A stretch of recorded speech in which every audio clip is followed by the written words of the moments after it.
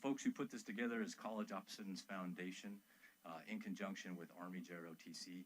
So this is a very professional event that's put together, and it is pretty heavy weather competition throughout the country and partially throughout the world as well, because there are JROTC units from all services across the world.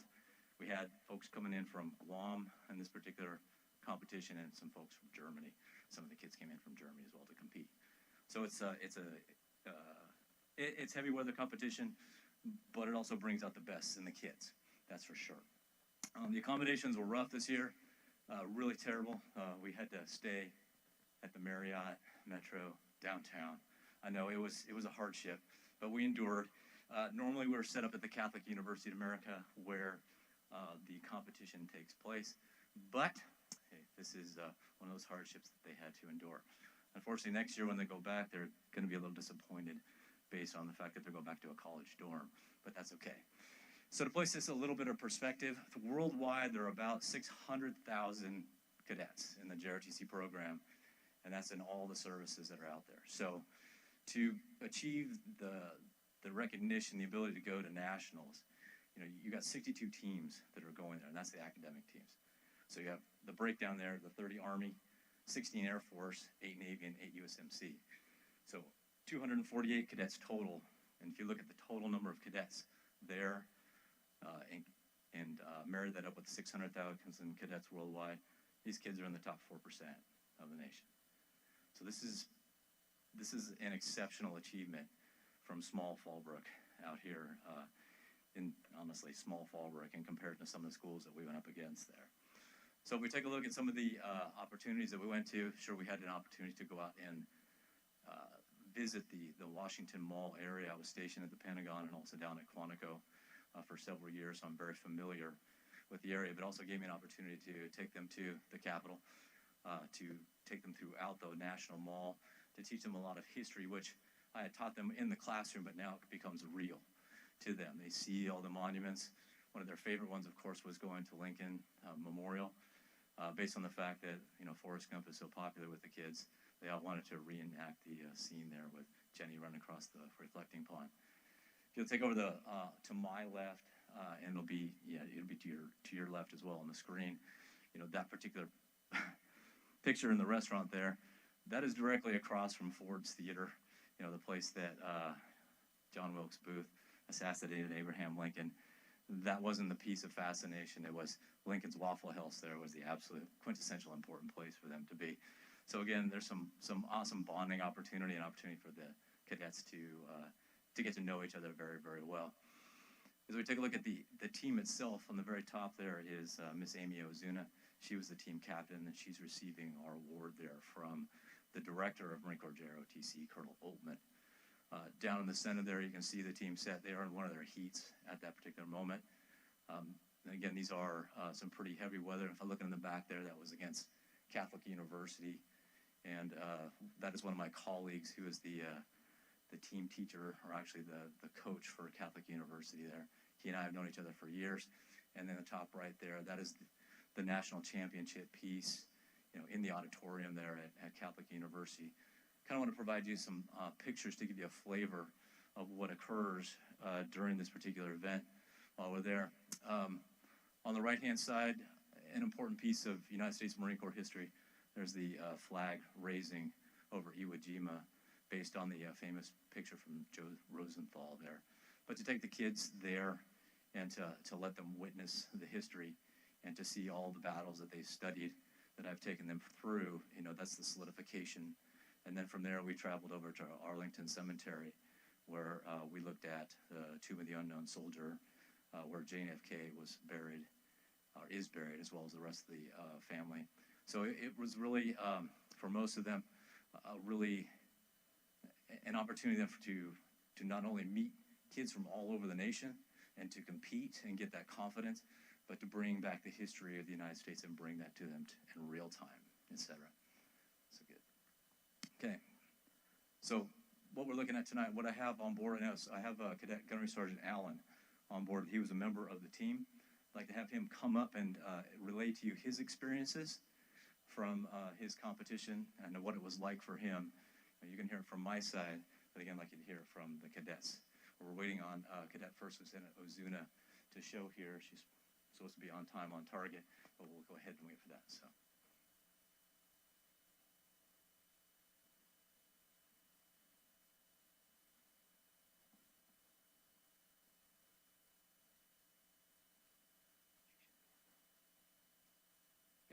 Good evening, everyone. My name is Cadet Gunnery Sergeant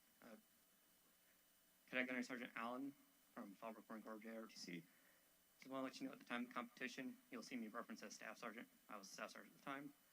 Just before I get into talking about my experience was slightly different because I'm not actually a full-time Fallbrook High student. I'm actually from Oasis. Teacher's Mr. Kent. Awesome. But it was nice to know when we got the email that's, hey, you go into Washington, D.C. to compete. That's like several months of waiting accomplished right there. Even though only 4 of us got to go, I know the entire team from round 1 to getting that email to go to DC we were all pretty happy. We worked pretty well, even though, 2 teams from Fallbrook, we all still work together. It's just that collaboration that we don't really get in the classroom. We do now. Once you get into the working with the 1s and the 2s, the first year and second year cadets.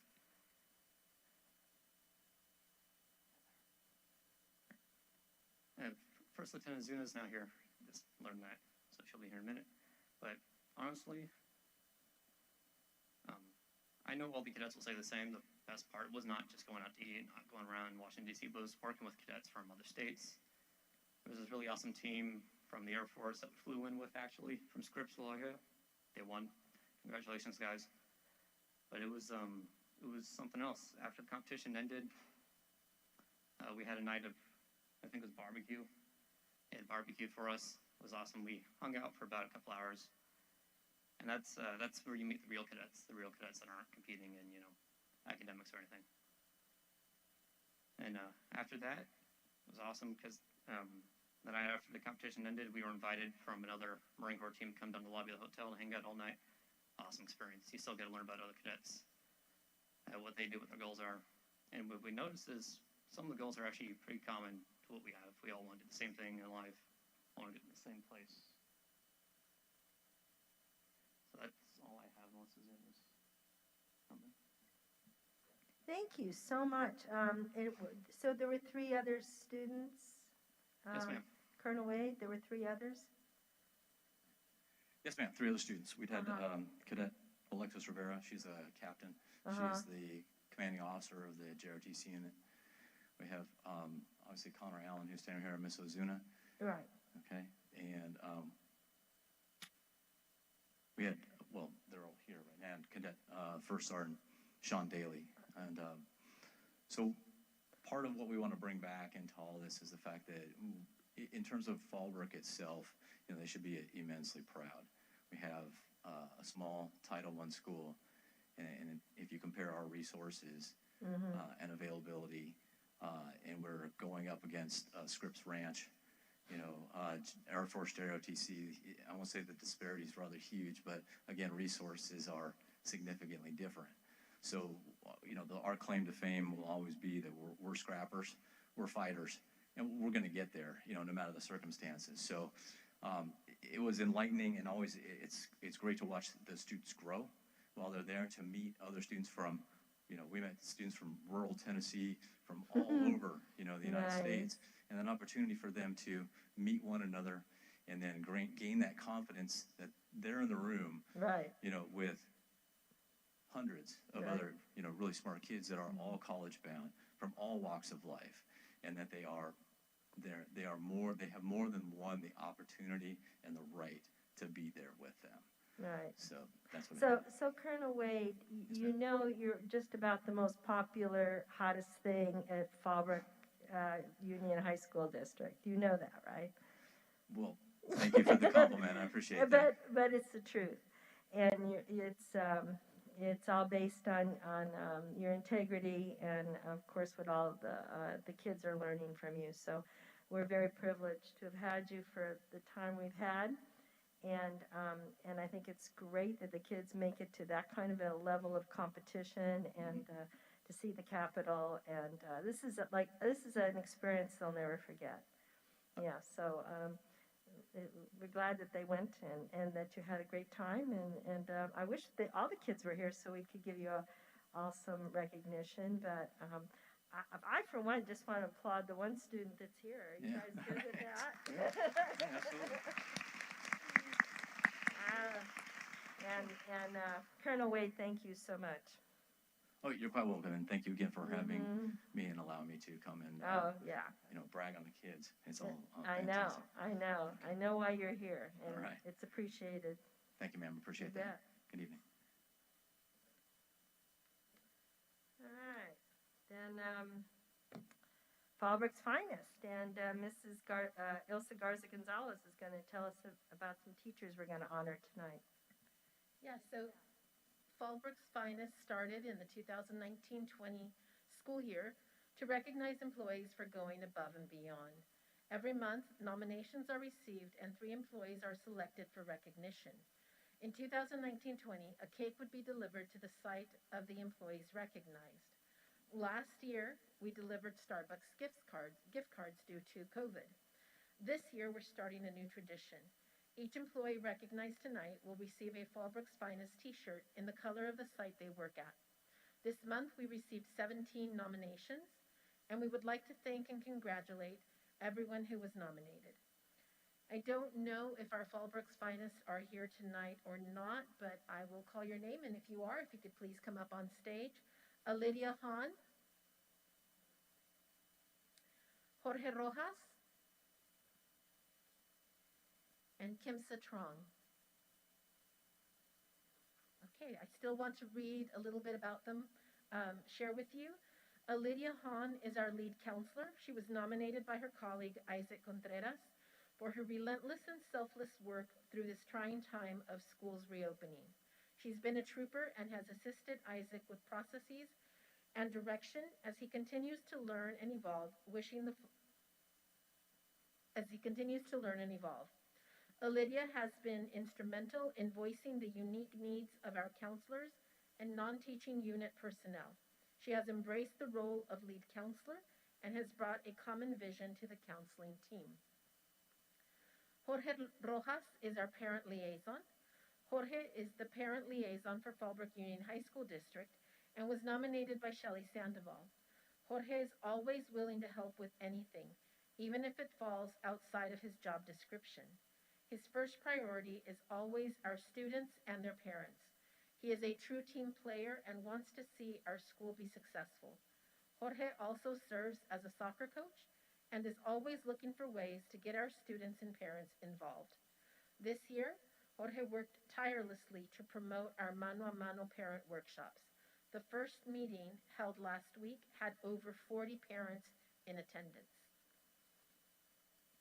And finally, our district nurse, Kimsa Trong. Nurse Kimsa was nominated by Monica Celedon. Nurse Kimsa is a Fallbrook High School graduate, and her dedication to this community is evident in everything she does. She is the perfect fit for our district and for these very difficult times. She is well organized, confident, and able to cope in potentially challenging situations. She has great leadership and management skills. Ms. Celedon stated she has yet to meet a school nurse that is as compassionate and as professional as Nurse Kimsa. With all that is going on in our health office, Nurse Kimsa manages to keep her head above the water. In the few months that she has been at Fallbrook Union High School District, she has made a difference and gets the job done while constantly finding resources to improve our services. She is always eager to help students and staff. She is empathetic, demonstrates great attention to detail, commitment, and is caring. In one word, Nurse Kimsa is amazing. And I'd like to mention those that were nominated. Germán Mosqueda, paraprofessional and now our supervisor of attendance. Alma Toledo, custodian. Jackie Resendiz, administrative assistant in Ed Services. Patty Janelle, HR specialist. Cesar Rodriguez, Spanish teacher. Esmeralda Hernandez, AP secretary. Shannon Charles, English teacher. Marina Skenzik, English teacher. Debbie Berg, math teacher. Joanna Villacorta from Food Services. Yunette Hernandez, Ivy High School clerk, Kelly Walker, Ivy High School social science teacher, and the entire counseling team. Thank you.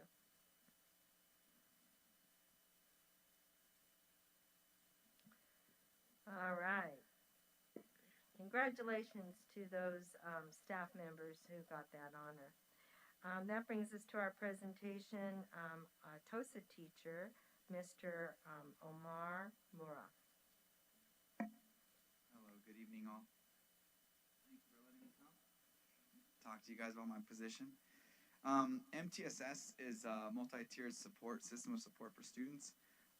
Basically, I have a couple things listed here as the main things that I'll be doing. Restorative practices is one of the main things. Creating a manual, basically this manual is going to be something that helps teachers, any staff, admin, to support our students in maybe behavioral needs, academic needs, social and emotional needs. This MTSS role is new to the title. The title is new to Fallbrook, new to me, I think new to all of you.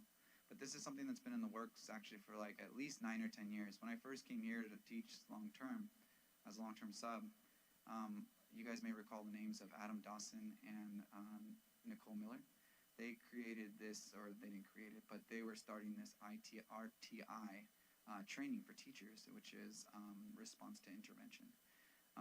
Although the name is different, what MTSS is basically a more organized fashion of doing the RTI model.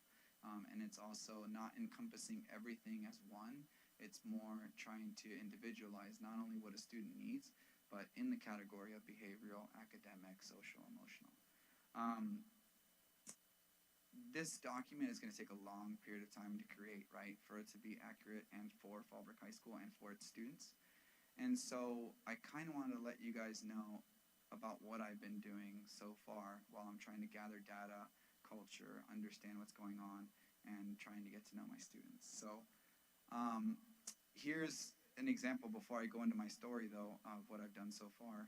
Can you tell me, please, what RTI model is? Oh, I'm so sorry. That's RTI, okay. it's response to intervention is the RTI, and basically what was going on is it was so long ago, I recall that I can only give you a reference of what I remember. I still have the manual at home. I could study it if you'd like. But basically, it was a response to try and help students that are no longer following their path to success. Like they're kind of falling by the wayside a little bit when they need more supports. And so we were basically trying to support them. What was first thought as a disciplinary measure, but it really wasn't for that. It was for trying to find ways to get them back on track to reach the success that each individual student wanted. But the model wasn't really individualized in that way, and that's what the MTSS role is there for, is to try and individualize it more, make it a little bit more custom, or give a little bit easier access for people that are trying to support students to have that access with this resource, this manual. So for the past few weeks, oh, by the way, this is just an example of the tiers of support, right? Tier 1, recognizing and being aware of individual student needs. We're hoping that that can be done at a teacher level. This eventually will be something that I'm hoping to help teachers be aware and recognize and do what I'm trying to do, which I'm going to go further into later. The tier 2 would be like counseling. This is something just off of a sample that I would do to create the simplified version of what I'm thinking the manual will be. The manual will be much more detailed than this. And then tier 3 would be more of like individualized classes, schedule reform, maybe a behavioral, what do you call it? Behavioral, I know it's behavioral plan, but I forgot. I think it's a behavioral intervention plan. That's what a BIP is. And then IEP, of course, is individualized education plan, etc. Right? Those are tier 3, high tier things that they need. That doesn't mean the student's worse. It just means that there's more people that need to be involved, right, to help the student get more support. And this also doesn't mean that if they're at a tier 3, that they aren't going to get the support from tier 2 and 1. It just means that when we get to a certain level or reach the criteria for this level in the manual, that we start pulling out these tiers of support to try and be proactive and basically face something before it reaches a further tier if possible. But I'm going to go into my stories because a couple stories that I have of what I've been doing so far. I know this manual is going to take a long time to develop. But what I've been doing so far is I've been observing a lot of classes, and if you don't mind, I'm going to take out my cards to remember what numbers I had written down here. So I have at least, in the last 5 weeks, I've at least visited 10 classroom, I've had 10 classroom visits.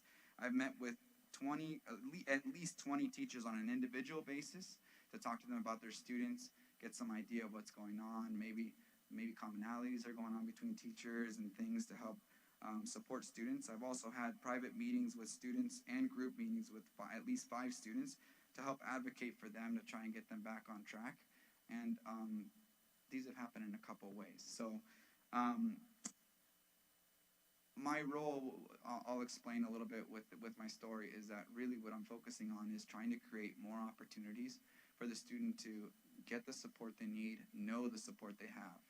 And that's really what my role, I think, is for right now, especially when I'm building this document, is to try and create more opportunity for them not to fall through the cracks and be preventative if I can. So I've been observing classes, and I'm going to say the name is Mr. Crumpet, the person I went in to visit. And Mr. Crumpet brought up to my attention that he has a lot of disruption in his class. And this was the 3rd week of school. And I went in there, and he said, come in whenever you can. I don't mind when you come in. I went into the classroom, and I can already feel there was tension in the classroom. And I just started looking at the students, tried to ask them individually, quietly, because everybody was silent, just writing diligently on paper. What are you guys doing? What's going on? And I could see their writing, and I would just use what they've written as openings for conversation to get to know them. And so the questions that they were being asked were really well thought out debate questions, something that someone can have an opinion of and basically grow intellectually from hearing both sides of this question that could be debated. And so after a few minutes, I sit down after I've talked to a few students in still a quiet room and they're writing. Mr. Crumpet stands up and basically kind of gives a little bit of a lecture trying to get them to reflect on why the activity that I didn't get to see turned into what it turned into, right? Everybody writing on a piece of paper. And for me, I was watching, there wasn't a response, and for me, the goal, I know he wants them to reflect, but at the same point, I wanted the students to see a bigger goal, and I raised my hand. And I said, guys, I have a question for you. And I asked them, have you guys ever turned in work that you really wanted to be appreciated? Work that you put effort into and you wanted your teacher to know you through your work? And most everybody raised their hand. And I was honest with them. I said, thank you for being honest with me. I want to be honest with you. Typically I have 120 to 150 students that I have to grade. And to be honest with you, I appreciate every one of you, the ones that I have, and I appreciate you all, even though I don't have some of you. But I'll be honest, I don't get to appreciate the work that you guys do most of the time, because after the first 30, 40, 50 papers of grading, I've written little notes and time's going by and I'm running out of time.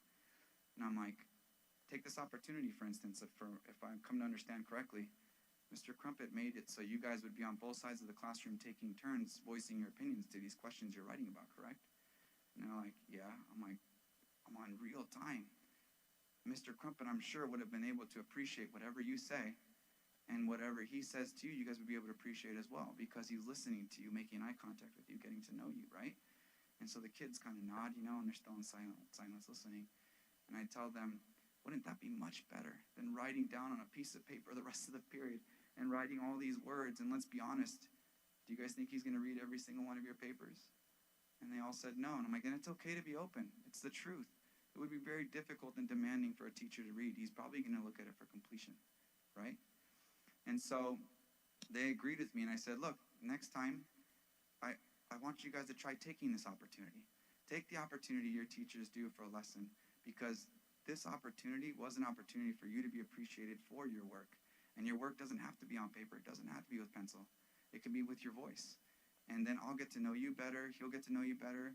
I think the relationships will get much better, and it'll help the classroom culture. What do you guys think? And they kind of didn't say anything, but they kind of smiled and nodded a little bit. And I said, next time, let's take the opportunity. Someone's telling a joke. I'm sure Mr. Crumpet knows there's times for jokes, but just, even if you don't know your buddy, just tell him, hey, just hold on a second. Just wait. Someone's talking. Let them talk, and then tell me in a second. And then that's it.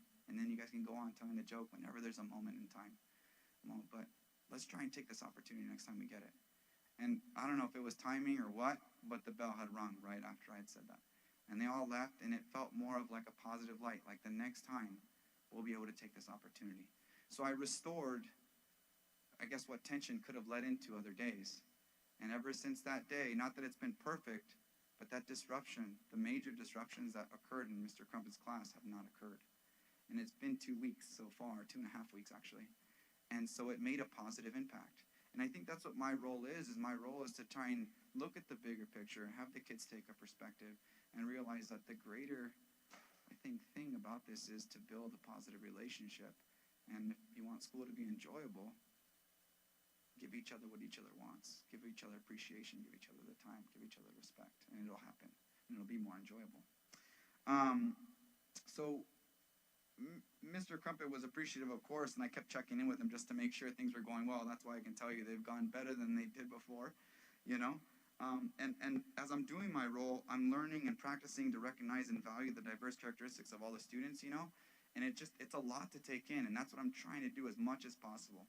I mean, I have 2 hours, like, to do this position, so I'm trying to run around. I'm getting my exercise. I mean, I'm used to it anyway. I do a lot of soccer. But it's such a positive role, I think, that students need. I had another story, if it's possible, with the time. I don't know if I have a real limit, but basically, my goal is that I want to understand the students and how to come about getting them to understand, you know, the relationship between teacher to student a little better. And I want to create lessons and things that I can use to support teachers in building their lessons and what they can do when certain situations come up and whatever. Like, I want the manual to have those kinds of details. I mean, not specific to make it, you know, rigid, but I mean to a point where it's a little bit open to say, hey, maybe take this opportunity to do, you know, I don't know, X, Y, Z, to try and maybe not focus so much on do your work, but why are these things going on? Let's just get to the bottom of this really quick so we can both understand where each other's coming from. And where each other's coming from brings up my next story. So I had Nathan, an individual student that I was meeting with. That was my class visit, and then I had another individual. And I've had several individual students that I've met with. Now Nathan, obviously that's not his name, but Nathan, he was coming into 2 classrooms, very frustrated, outwardly defiant, and would have major issues with particular teachers. And I didn't understand why. And there's always a lot of information going on I didn't know. But I still wanted to meet with him because I ended up getting emailed by his teacher that I needed to, if I could, help. And so I spoke to Nathan, and I was trying to see what's going on, if he would allow me, you know, to see what's happening that would have him be this way. So after a week and a half of meeting with him, checking in with him, asking him just to try to be a little bit more positive about school and respectful and be patient, you know, with what's being done, he finally opened and said, I work 20 to 25 hours a week. He's like, on a weekend. I'm sorry, it's the weekend. Every one of my weekends are taken away from me. And I asked him why he can't choose not to do it. And his situation is one of those ones where he can not choose not to do it in a way. And so I realized that these teachers, although, you know, they're trying to work with him, they're requiring things of him, right, to do, and they're telling him what to do, but he's sick of being told what to do. So this personality struck a chord with what he gets on the weekend. It's not that it was the teacher, it wasn't personal. It struck the chord that he deals with every weekend where he gets his free time taken away. And so that's why he was reacting so. And teachers had no idea, admin had no idea. I was the only one that knew. The student, fortunately enough, opened up to me and let me know. So once I let him know that you should try and trust a little bit and let them know what's going on, you know, I mean, I know they don't know what's going on, but if you don't, a little bit of information, it'll help mend what's going on. And so it was last Monday when he said, I'm just going to go in there and I'm just going to do what I want to do, or I need to do, and I'm just going to not, you know, I'm going to try not to engage because I know I don't know if I'll be able to get along with him. And I'm like, okay, just do that, just focus on that, you know, whatever. He hasn't been referred or sent out of class. And this person has been sent out of class more than 4 times already this year. And so he's doing what he needs to do, but he needed someone to advocate for him to try and understand where he's coming from. And some teachers will be able to do this, you know, and I want it to be a cultural thing where we are able to just openly, if you feel like you can have a connection with teachers. Obviously, everybody gets to choose who they'd like to connect with, but oftentimes, and I don't know if this is going to be okay, but as I was speaking about my role, I want to recognize the values of students, but I want the teachers to also take that opportunity to have that in their subconscious to try and recognize what's going on. Because there is information out there that's telling us that there's something student needs support, but I don't know if we all look for those yet. It's not something that's being established all the way yet here, and I want that to happen. So I don't know if we can play this, but if we can, that would be great. Can I do it myself, or does somebody click this? No, I believe it's copyright. Is the reason why we can't play it. It's okay. So that's totally fine. It was a 30-second clip. Basically, it's the movie Cars. And it's when Lightning McQueen is passing by the police officer, and the police officer chases him down, and he thinks Lightning McQueen's like the student, and he thinks, oh, maybe I can get some help. And then all of a sudden, the police car starts misfiring, and he thinks he's getting shot at, so he thinks he's been basically somehow profiled as some bad student or bad thing or bad person, and he's driving all crazy, and the police starts to think he's crazy and whatever, but it creates this whole convoluted mess of just distractions and disasters. And I kind of wanted to bring it up because it seems like that it never gets, hopefully not that bad. You don't destroy a whole town, right? But it ends up becoming something convoluted that we don't know what it really is about, in a teacher-student relationship. And we don't want it to be like that. It hasn't been like that, I don't think, this year. But I don't ever want it to be something like that. But the bottom line of the video was that there's a misconception of what each other needs. And they don't ever figure it out until something disastrous happens, And I'm trying to avoid that by hopefully my position being able to create that tiers of support, visiting with students, getting them to realize that they can talk to teachers, or if they don't, and even more specific, tell them, just pick somebody. Just pick somebody. Pick somebody to trust if you can at this school. Pick somebody. They don't have to be your teacher, but pick somebody. We all want to support you. We all want to help you. It doesn't matter, who or how you are. We just want to help you in some way to become successful.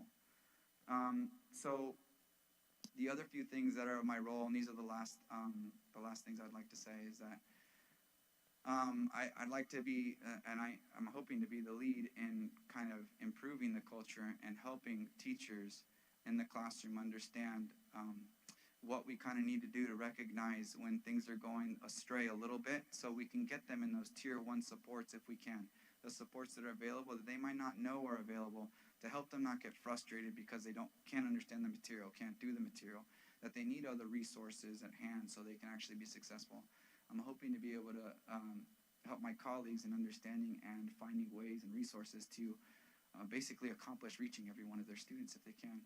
I want to advocate, of course, for their positive student-teacher relationships, and I'm hoping to guide teachers through this document that I'm going to put all my effort into to help make things easier for relationships and for positive behavior and for success for all of our students. I believe that's about it. There was another story, but that's okay. I know I've told enough stories. All right, but thank you very much for all the time you guys have given me. Hey, thank you for you. It seems to me like you're really putting your heart and soul into this, and very appreciated. And I for one, really enjoyed your stories, and thank you very much for sharing. Thank you all very much. Mm-hmm.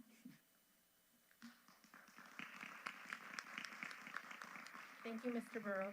As Mr. Murrow stated, he is a teacher on special assignment for 2 periods out of the day for the multi-tiered systems of support.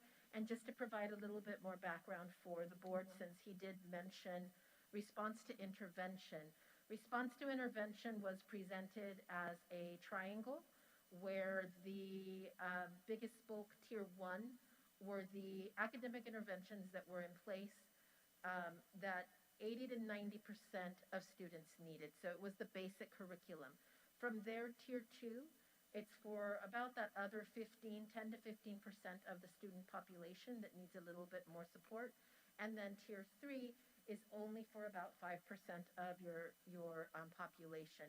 In 2015, about 2013 in California, it happened earlier in the East Coast, that triangle was split in half to include behavioral supports, which were commonly known as PBIS, or Positive Behavior Intervention and Supports. And then in around 2017, the triangle finally became a pyramid, where one side were the academic interventions, the other side were the behavioral interventions, and the last side were the social emotional interventions. And that is what is commonly known as the multi-tiered systems of support, or MTSS. And like he said, it will take him a while to finish that manual, considering that he only has 2 hours a day to dedicate to that.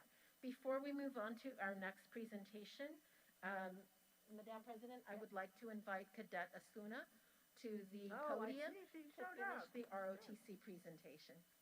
Very nice. Come on up. I'm glad you made it. Yeah. Hi, good evening. I'm Cadet First Lieutenant Amy Ozuna in the MCJRTC program offered at Fallbrook High. I am a senior there too. So in my sophomore year of high school, that was when I first joined the MCJRTC program, and I was invited to be a part of JLab, which is this junior leadership academic pool. And basically what we do there is, it's just like an academic team. We answer all these questions involving math, science, English, literature, etc., etc. Pretty challenging most of the time, since these are like SAT level questions. So it's really honorable to be a part of it. And a year later, our hard work finally paid off, and we were privileged enough to advance to the national competition located in Washington, D.C. Out of the 4,000 ROTC teams across the country, we were part of the 104, which means we were in the top 3%. Finding out this news was pretty much the highlight of my school year, considering I spent most of it on a computer. And telling my parents was also one of the best parts, since the trip was being paid for completely, including the flight. And so personally, this was my first time ever flying on a plane. So it was a really great opportunity. Like, the layovers were also exciting, since the furthest I've ever been was Oklahoma. So the layover in Nashville, Tennessee just brought out like a sense of adventure in me, since I've never been in the South like that. Arriving at the airport in DC was a little intimidating, I won't lie, since this is my first time ever flying, my first time in the airport, first time in the East Coast, but I felt a sort of comfortness taking the metro back, since it sort of eased my concerns just being on my little train and seeing all of the nation's capital. When we arrived at this amazing 4-star hotel, which was also paid for, shared a room with one of the best people I've ever met in this program, and it just, walking into the hotel itself just gave me a sense of comfort, to be quite frank. Being surrounded by other people who were focused on their academics and other ROTC programs, not including just the Marine Corps, but the Navy and the Army and etc. And high school students just like myself, it just really empowered me. Like, there's actually people who have the same passions as myself. And some highlights of the trip would be our first day of sightseeing. We had breakfast at one of the best places I've ever been to, Lincoln's Waffle House, which happens to be located next to Ford's Theater, ironically. And the experiences we faced together at the restaurant were indescribable. All I can say is, if you're ever in Washington, D.C., and you're looking for a great way to start your day, I would heavily recommend having breakfast there. Seeing the Washington Monument, the White House, Capitol Hill, Lincoln Memorial, and the Arlington National Cemetery sparked this patriotism for this country within me. Already being in the ROTC program, I get the sense of pride for my country to begin with, which I don't necessarily experience a lot at home. So being in the program really makes me feel proud of this country. And just going to that trip just fueled this sense of prideness, and I just am so admirable to all the people that have fought and served for us to still be here. What caught my attention the most walking around the nation's capital was the American Indian Museum. Being a Native American myself, specifically from the Paula Band Mission Indians and the Southern Cheyenne tribe located in Oklahoma, it just felt so welcoming to see my people being represented in the nation's capital. And when we arrived at the Tomb of the Unknown Soldier, we saw Chief Plenikoop's headdress being displayed, which he gave off as like a, not necessarily a gift, but just a token of respect to the Tomb of the Unknown Soldier that was buried there. And after hearing that Native American was one of the flag raisers commemorated at the Iwo Jima Memorial, this brought another sense of inclusivity. And coming from a family of Native veterans, my grandpa served in Desert Storm, my uncle served in Iraq, my grandma was in the Marine Corps. It's just so fueling and proud to say that my ancestors sacrificed and protected along our heroic soldiers. The actual competition was taking place at the Catholic University of America, which was a breathtaking campus with beautiful landscaping and historical buildings that were pleasing just to the eye. Sorry. One of our first days of competition was a little nerve-wracking, as I won't lie once more. I was a little intimidated by the other team's capabilities, but also nervous for how difficult the questions were going to be because I know they weren't as similar to the ones we've taken before. However, during our first match, all the jitters ceased to exist when I saw how confident and my team was with answering the questions diligently. Working together as a unit only boosted my confidence with our own capabilities, as if I didn't know the answer to a question, I knew the person on my left or the person on my right did.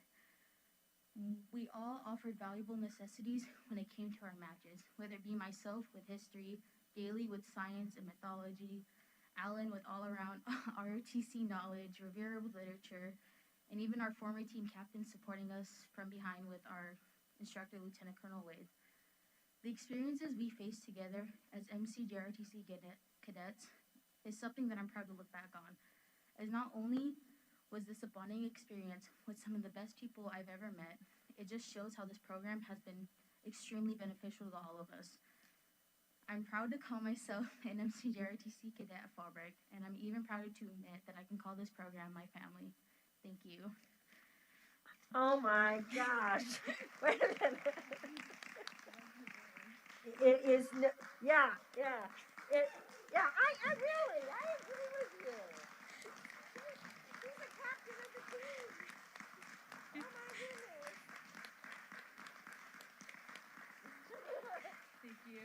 Thank you. You know, it's totally obvious that you're the captain of the team.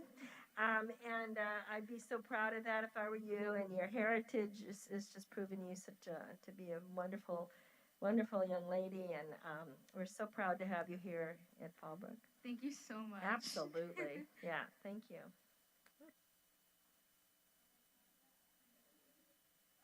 We will persevere. So that brings us to Miss Toon, right? Yes, Ms. Toon, Director of Curriculum, and Mr. Virgilio Mayo, Teacher on Special Assignment for English Language Learners. Okay, I see Miss Toon first. Hello. Hello. Good evening, members of the board, Superintendent Garza Gonzalez and President Summers. That's a really tough act to follow, so I'll do my best. I have a lot of data to show you, so I don't think it's going to be nearly as exciting, but I do have some really good information to share. One of the requirements of us receiving Title III funds is also to do an annual English Learner Program overview. And I know that Trustee Oscar Catalampio asked for some information about the bilingual resources we have at the district and at the school. So this seemed like a perfect opportunity to mesh those two things together. So I do have quite a bit of data. So I do have a video to start with. And let me make sure I can figure out how to do the clicker. There we go. This video was pre-pandemic because obviously the access we had to our students the last 2 years or so has been a little bit different. But this is outlining a little bit, it's a 2-minute clip and it's 8 minutes long. If you want to see the whole thing, you can watch it at another time. But it kind of outlines what life is like for a Fallbrook High School student, follows them on their way to the bus, onto the bus. It asks them, when did you come to the U.S.? Many of them can remember the exact date because it was a momentous moment for them. It's a little hard to hear the students speaking, that's why I'm giving you a little overview in advance. There's also a question that the students answer, which says, do you want to go to college? And so a lot of them share, yes, absolutely, and then the colleges they want to go to, Santa Barbara, etc. So I'll play that for you.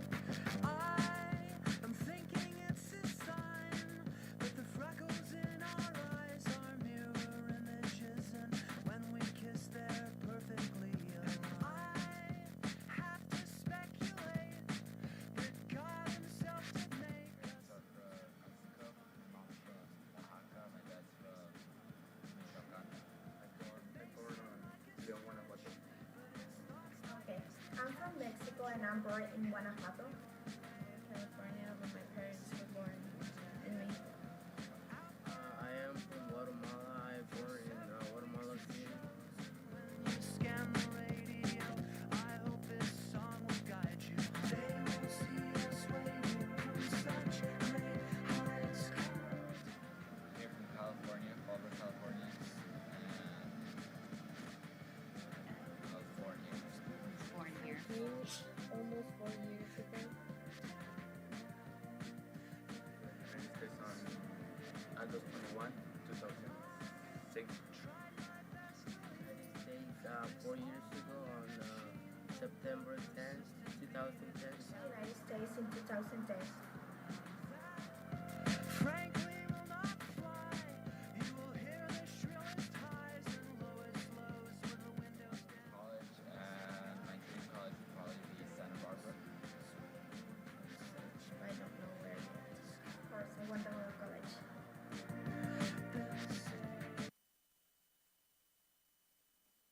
So there's quite a bit more. We ask the students, their greatest challenges, their greatest successes. So it is neat to watch. The audio is not that great, so we had some students from a variety of different places, Oaxaca, Guatemala, some who were born here. And so I'll go over some of that information as we go. The reason I show you the video is because I'm going to show you a lot of data, and it's easy to get lost in numbers. And it's just to emphasize that when we look at these numbers, each one of these students that adds to these percentages is a whole life. And so it's just to ground us in the fact that, every single one of our students is important, and we want to make sure that they're successful. So we'll start with the population data, and I'm not going to go over it in great detail, but you can see 2021-22 there on the right.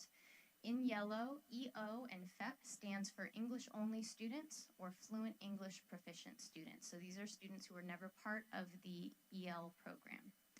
In red are RFEPs. Those are our redesignated as Fluent English Proficient Students, and so they've met a series of rigorous requirements, including language assessment and academic requirements in order to redesignate. And then there at the bottom in blue, 379 district-wide are our English language learners, our ELLs.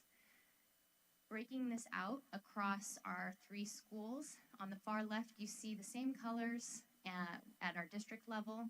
Majority of our English learners are at Fallbrook High School. We have 21 at Ivy, and we have 3 at Oasis. Including our RFEPs, and the state does include RFEPs as part of our EVER EL population. It's approximately getting close to half of our student population who were at one time English language learners. Now, our English language learner population is incredibly diverse. So students that are part of that population, I have them in 2 categories here, but these definitely do not define what we experience in the amount of experiences that our students bring to our campuses. In red, those are our long-term English learners, and those are defined as students who have been in the English Learner Program or in the U.S. for 6 years or more. In blue are the true English learners who have been in the English Learner Program for 5 years or less. And this is a really interesting piece of data and information, and I'm going to pair it with some additional data coming up here, but just to show that our population of English learners has some very different needs. So the needs of the students in red are definitely different than the needs of the students there in blue. These are broken out by grade level. You can see the spike after the pandemic of the number of English learners. We had less redesignation, and we had not as much participation in our LPAC testing, especially in 2019 and 20. We were halfway through our testing when we shut down the schools. You can see that there are some different things that come into this. Most of our long-term English learners, you can see that's that blue line there, are 9th graders.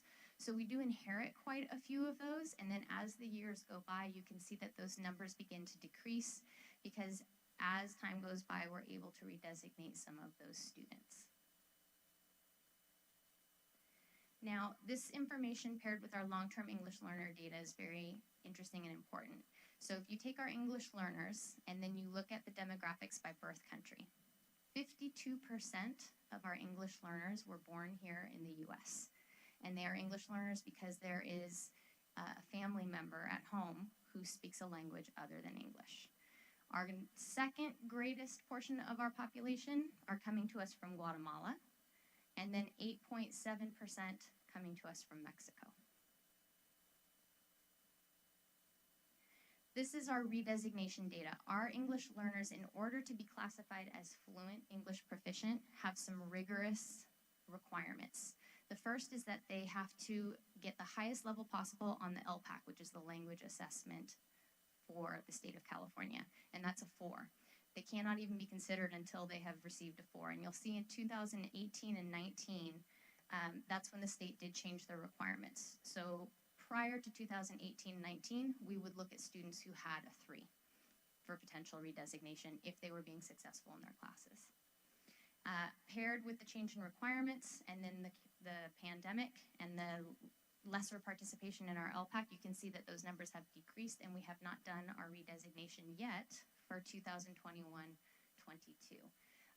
That is the first requirement. The second requirement is that they demonstrate proficiency in our state assessments, the SBAC and ELA, which is also a heavy lift for all of our students, not just for our English learners. So in order to redesignate, they must minimally meet those 2 requirements, and then we look at teacher recommendation and we look at parent recommendation. This is our LPAC growth data. So if a student went up a level on the language assessment, which is our LPAC, it was the CELT prior to the LPAC, you can see that we have seen growth in the last 2 years, but I will caution that 2019-20 data is a little bit skewed because it is percentage, but we did not have high participation rates. In 2020-21, we did have much better participation, so that 2020-2021 data is a little bit more reliable. If we look at the growth of our students in the LPAC by our true English learners and our long-term English learners, the long-term English learners are there in red, and our true ELs are there in blue. If a long-term English learner gets a 4 on the LPAC for 2 years in a row, they count as demonstrating growth because they've achieved the highest level that they can get on the assessment. If they have not redesignated, it is usually because they have not demonstrated proficiency on the SBAC and ELA. So again, looking at the trajectory, knowing that the CELT changed to the LPAC there in 2017, 2018. The bottom line in blue is for our long-term English learners who are attaining the highest possible levels, either a 4 or 5 on the CELT or a 4 on the LPAC. In red above is to give you some context, because as I said before, until the state changed their requirements, we did look at students who had a 3 or higher.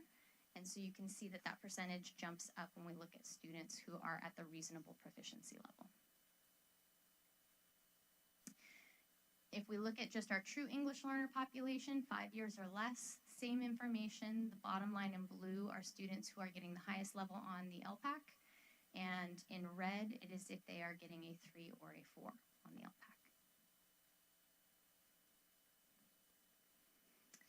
A little more information in our language census. So when we pull the home language and reporting language from all of our students, you can see that 49.8% of our students are reporting Spanish as their home language. We have a very small percentage there in the corner in Canjobal, and this is in part because many of our Guatemalan students are learning Spanish at school, and when they are self-declaring their home language, they are self-declaring Spanish on their home language survey. In red, you'll see that's our English-speaking population, 47.5%.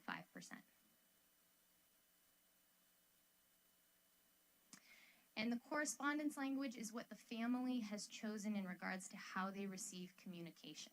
So you do see that it shifts a little bit because sometimes you do have family members who speak Spanish in the home but are also able to speak English and prefer to get their communication in English. So 44% of the population requests to have correspondence in Spanish, and 54% request to have it in English. And on that note, here are some of the bilingual services that we have at the district. This is an extensive document, and I've taken some clips out of it, but we do have bilingual office staff. And so in each of our offices, we do have staff members who are bilingual who can support our Spanish-speaking parents. Our registrar, our front office, our AP office, our counseling office, attendance office, and our IT office. We also have bilingual counselors. All of our counselors are bilingual and are a huge support, especially in our College and Career Center and in our presentations at our ELAC meetings. We also have bilingual paraprofessionals who are placed in classes with our English language learners who are at the lower proficiency levels in ELD 1 and ELD 2. We have a few open positions that are being subbed right now, but we have the list of our paras there on the left. We also have a language assessment coordinator, Ms. Laura Rojas, and our district parent liaison, Mr. Jorge Rojas, and he was our employee of the month this month, and he was not able to be here because, and he's the one texting me right now, he is working mano a mano with our parents, and just let me know that we have 49 parents there participating this evening, yes, and 13 students who are receiving childcare. What we have posted on the district website, and there's a lot of information here, but it's just to give you a little bit of an overview. We do have a program guide, and it's in English and Spanish to help guide our parents in regards to what we offer for our English learner program. On the right, you'll see that this is a guidance document for class placement.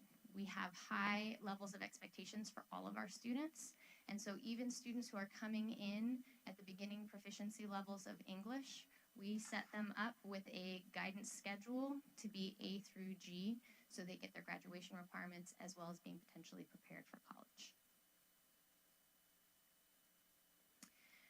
Just some of the key supports that our students are receiving in ELD 1 and ELD 2. They are participating in academic content courses where they're strategically placed. 1/3 of the class are English learners, and then 2/3 of the class are redesignated as fluent, or they are native English speakers. And in those classes, we place bilingual paraprofessionals. Additionally, if it's an ELD 1 or ELD 2 student and it works with their schedule, they are paired with their English teacher so that their teacher has a very good understanding of what their needs are, has a relationship established with the student, and then when they're in a content class with their native English speaking peers, their needs are being met and their teachers are a little bit more aware of what they need. At ELD 3 and ELD 4, we have, and he's with me this evening, Mr. Virgilio Mayo. You can come on up because you'll be next. He is our English learner teacher on special assignment, and his role for our ELD 3 and 4 students, because they've reached reasonable proficiency, is to support those students as kind of a parent on campus, talking to the teachers, talking to the students, supporting them. At the very bottom, you'll see that we have ELD standards, professional learning that we're providing to all of our new teachers this year. And if we go back 2 or 3 years, we at one point in time had 100% of our teachers trained. So we do have some new teachers who've come over the past 2 years, and we're going to work on getting them all caught up. So I'm going to turn it over to Mr. Mayo. Thank you, Ms. Toon. Good evening, everyone. Thank you for having me and giving me the opportunity to speak about my position as the ELD TOSA. I've been in this position for 4 years now. This is my 4th year. And that role has changed, or evolved rather, over the last 4 years based on the different needs that have come up or the different challenges that have come up. But I'll try to give you a good picture of what I do in supporting students and teachers in the ELD program. So most importantly, in ELD 3 and 4, I monitor the progress towards graduation of ELD 3 and 4 students. Those are the 2 sections that I teach as well. So I get familiar with them, comfortable with them, understand their needs, understand what they struggle with, and also make sure that they are placed in the correct classes that will keep them on pace for graduation, and also understand when they are struggling in a course and provide interventions for both them and the teacher in order to ensure that those students have success and don't fall any further behind. The past 6 weeks, a majority of my time has been spent making sure that students are placed correctly. And as Ms. Toon explained, ELD 1 and 2 students receive bilingual supports and are placed in backfilled classes. And the placement of those students in their ELD class is extremely important to ensure that they get those supports. So also in the spring, after students have put in their course requests, I've, over the last 2 years, because of the situation, I've gone through each and every student to ensure that they're, each and every ELD student rather, to ensure that they're in the right English classes, social studies classes, science classes, and most importantly, ELD classes, to make sure that they're, also math, but to make sure that they're on track, in the right place, and they're not falling any further behind. Tedious process, but it was made this fall a little easier. Also part of my responsibility is to assign, adjust, and manage the paraprofessional placement and their schedule, which this year has been a little bit more of a challenge because we have a lot more ELD sections, and some of our staff have, there's been a little turnover there. Coming up in the near future, which I've also done in the past, is to hire, train, and assign tutors to ELD classes. In our ELD classes, similar to AVID, we run tutorials twice a week, and we haven't done so over the last year because of the pandemic, but we'll be bringing that back. These are language-driven tutorials with students bringing their struggles or any challenges they have in their coursework, so they're receiving academic support for their other classes as well as language-driven support. We bring in college students mostly to run those tutorials. Also, hasn't been done over the last year because of the pandemic is conduct observations of ELD 3 and 4 students in their content area classes. Not as a criticism, but just to understand the situation of an ELD student and how they're participating in their class in order to better adjust my lesson plans. And most obvious, or always at the forefront, is self-advocacy, which ELD students struggle to do because of confidence issues, because of fear of the language barrier. And in ELD 3 and 4, in the first couple of months and weeks of school, we focus on advocating for yourself. Also, part of my role is to gather assessment data from designated ELD teachers. In our designated ELD classes, we have common assessments that we use to help place students and also to monitor progress. This is in addition to the LPAC, which students take in the spring, but we have our own developed and also new assessments that we're implementing in order to monitor progress. Also, I meet bi-weekly and correspond regularly with Ms. Toon, the ELD coordinator, to help adjust or, improve our program in any situation we can. The way my role is designed to impact students is first and foremost to create a sense of community among ELD students. Many of our students are arriving to a new country, a new city, are adapting to different type of school life, and on top of all that, balancing a new language and all these content courses that they're taking. So that sense of community in the first year is extremely important. And in the past, we've had a lunch buddy program where we have elder ELD 4 students, you know, the students that have been here for a little while, with our newcomers, having a, you know, lunch with a person that understands what it's like to be at Fallbrook and how to succeed at Fallbrook, in order to, you know, create that community and also have someone that you see on campus you can talk to. During our lunch program, Mr. Rojas, who's been spoken highly of already many times tonight, developed a soccer tournament, which was of extreme success. It involved our ELD students, which they loved it, and also a lot of our other general population students as well. And he hopes to bring it back from what I've talked to him. We also have had something after school in the Warrior Way, which is also tied with academics and the love of soccer, and we both hope to bring that back as well. Also, my role to help impact students is conference regularly with the students in regards to their attendance, discipline, and any grades. I joke as in my role as, you know, being either a guidance counselor or, you know, a big brother, but it has allowed me to build and develop relationships with the students that way. And something that is upcoming, which we've done in the past, is we have during the PSAT for our newcomers who will not be testing on that day, have a character building day and a college and career day. We had counselors speak to them about A through G requirements, our bilingual counselors, graduation requirements. We had some of our bilingual paraprofessionals that were former ELD students speak about their personal experience and what they did to be successful. Extremely successful. One of those speakers has gone on to a doctor's program, and thus we have a vacancy now because of that. But she's one of our stars from the program. And the last one is a character building and community building activities that they've done. And in some of those pictures, you see those. Part of my role also is to inform students on the resources and supports available to them, not only the bilingual paraprofessionals, but the Parent Welcome Center, our bilingual counselors, our bilingual staff that are in the attendance office, and other people that they can lean on for any advice or issues that come up.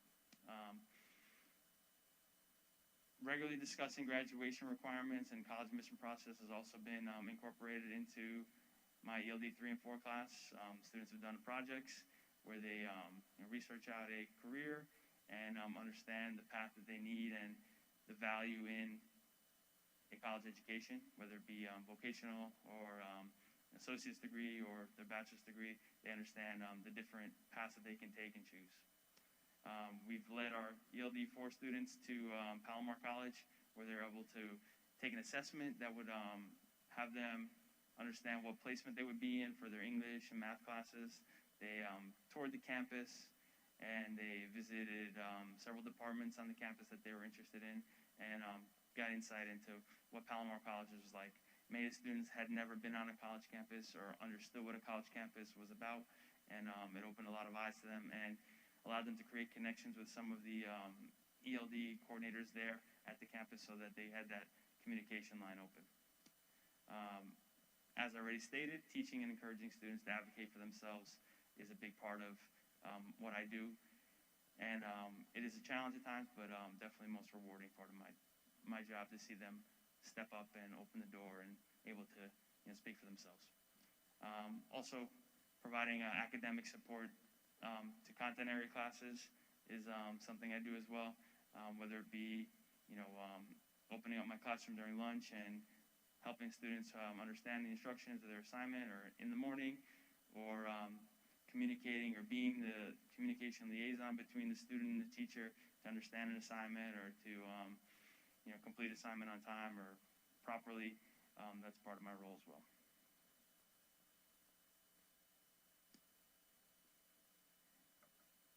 In order to support teachers, at the beginning of each year, ELD students create a snapshot of who they are. In the past, it has been a document that includes test scores, both the LPAC or CELT scores that they've had, or also some of their common assessment scores that they had in the past. In the spirit of Zoom and Google Meets, I allowed students to create a video this year and email them to all their teachers, just to kind of introduce themselves. Maybe they hadn't done that in person, or they didn't have the confidence to do it in person, but it opens the door for communication where a teacher will know something about the student or can ask a question about the student, just to help bridge that gap of self-advocacy and speaking for yourselves. And I'll actually play one here for you. Hello, my name is Andres. I am in grade 12. This is my third year at Fallbrook High School. I am original from Guatemala, and I have been living in the United States for 6 years or more. The language that I speak are Canjobal, Spanish, and learning English.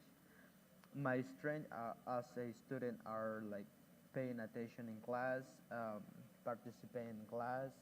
My areas for improve as a student are to learning English, do homework in class.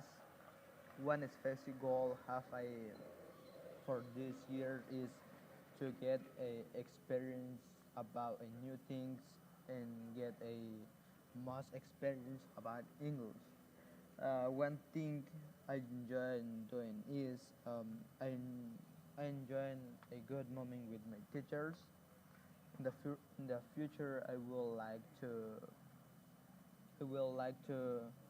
do to speak very well English. And one thing that you will like to know about me is I am always happy, and every day, every time, wherever, but I am always happy.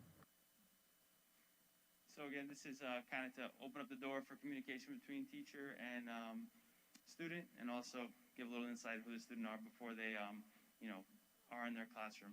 So this is done This was done the first 2 weeks of school. Each and every ELD 3 and 4 student emailed every teacher a video ranging from a minute to a minute and a half, just with the similar type of information.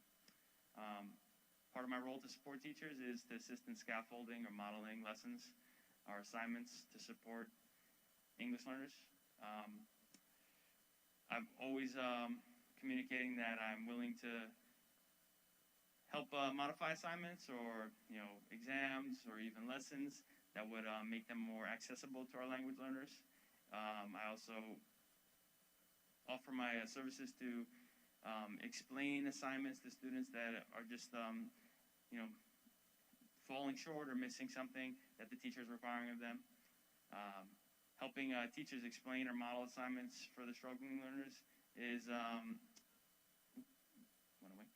big role that I have, especially at the 6-week mark where progress reports are coming out. Students' assignments have been popping up that they're missing, and we work together to try to clear those up, and with the teacher as well, to understand how to properly address those requirements for each assignment. Corresponding regularly with teachers in regards to struggling students, just checking in and seeing is there a reason why the student is not turning them in, or they not turning them in incorrectly? Can I help you? Can I speak with the student? Would that help? Has been things that have worked in the past for me. Providing or suggesting strategies that would help address the needs of their language learners, depending on the level the student is and who's in their classroom. And coming up and in the past, plan, organize, and co-lead ELD professional learning for our big population of new teachers and any other teachers that have been to the professional development in the past that want to join us as well. And helping with develop and implement the new ELD assessments, which we kind of modeled off of the ELA matrix of essential standards. And also we've identified the most impactful ones that are addressed in the LPAC in order to focus on the ones that would make the biggest difference in raising our students' LPAC scores and hopefully reaching a level of redesignation. Thank you. Thank you very much. Very, very good report.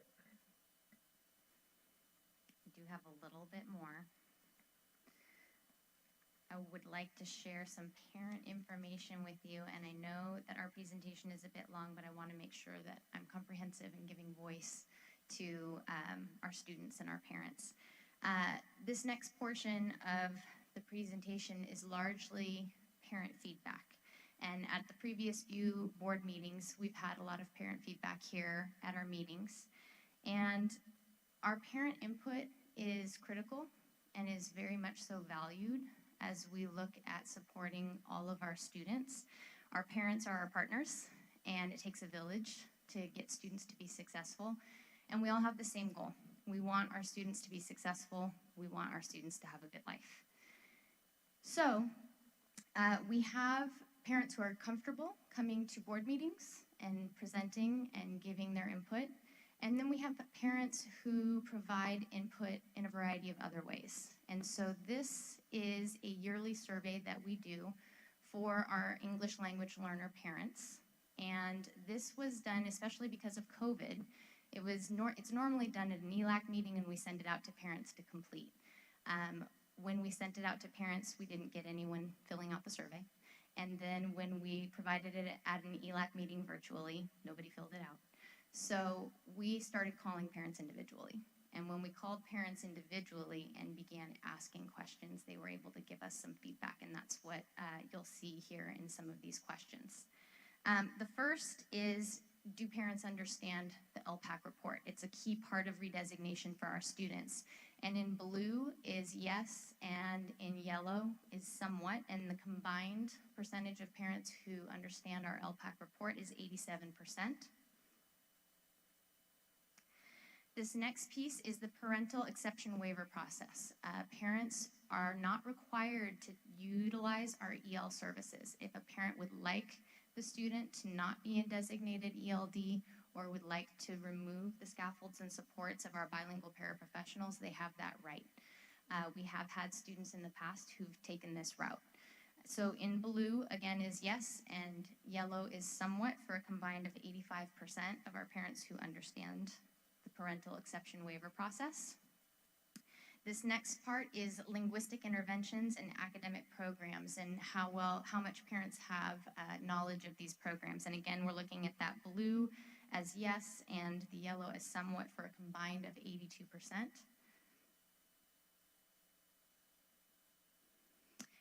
Advanced placement, international baccalaureate, and special education services. How many parents are familiar with these services that we provide? And again, the blue is yes, the yellow is somewhat, and this is combined at 79%. How familiar are our parents with the school policies and requirements? Again, we're looking at the blue and yellow, and that would be a combined of 91%. How many parents are familiar with our core curriculum and our requirements for graduation? 72% yes, 18% somewhat, and that's for a combined of 91%. And home to school communication. So this is an entirely separate section of the survey that we send out to parents. So this first question is, how many parents participate in parent-teacher conferences, for a combined total of 76%. And again, that blue is yes, excuse me, and the yellow at 48% is somewhat. Do you attend other parent education opportunities offered at your school? And this is, again, combining the blue and the yellow at 72%.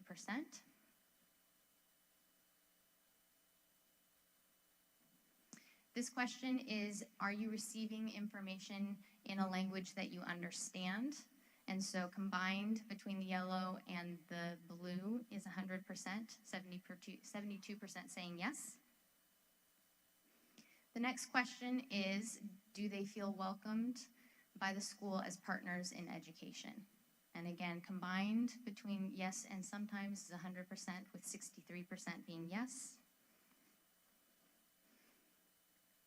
And I've actually even consolidated this survey for you. I pulled out only the highlights. I'm almost done, I promise. This next question is safe environment. So percentage of parents, and I apologize because the numbers, the colors switch up on you here. So That red 54% is agree, and then the blue 27% is strongly agree. So the red and the blue together is 81% who feel that we have a safe environment. Do they feel their child is receiving a good education? And again, we're looking at the red and the blue for a combined of 94%, the blue being strongly agree. Now, more specifically, are they receiving enough support in their core classes? Strongly agree in blue at 39% and agree in 45% for a combined of 85%. How do they feel about their progress, their students' progress in reading? So again, we're combining the red and the blue. Blue is strongly agree, and that's 72%.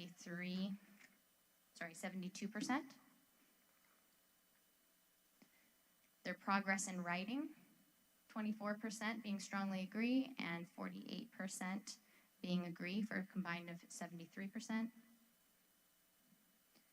And in math, progress in math, again, combining the blue and the red for 73%.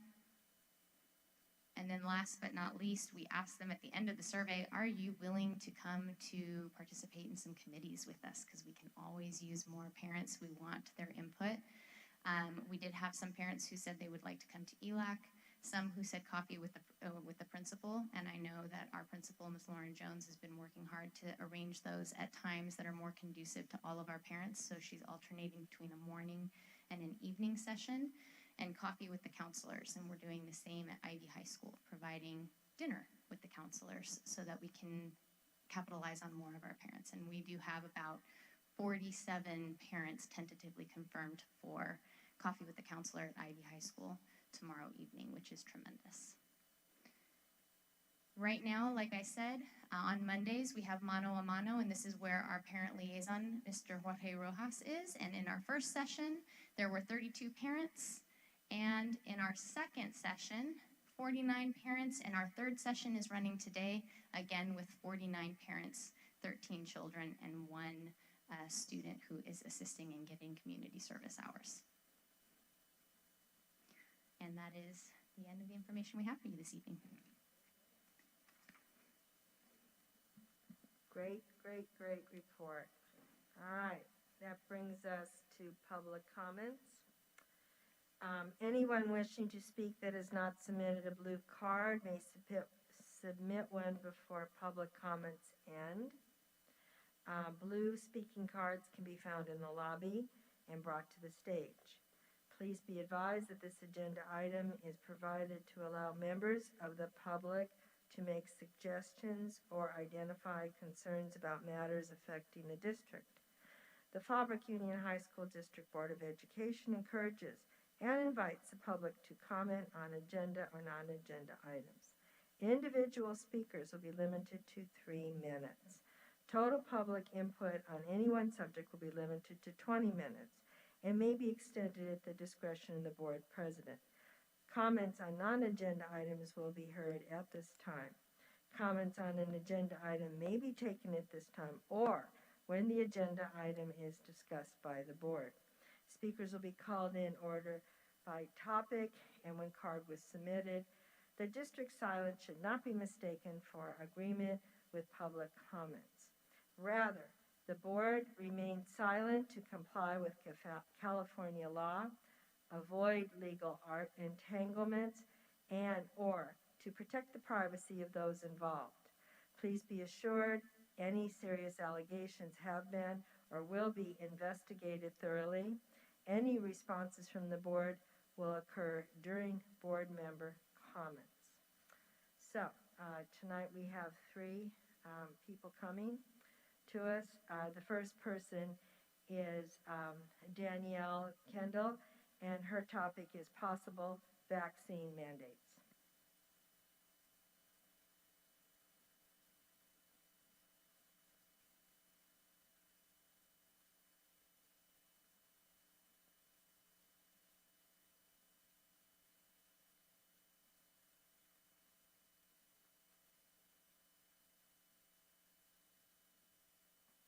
Hello and good evening.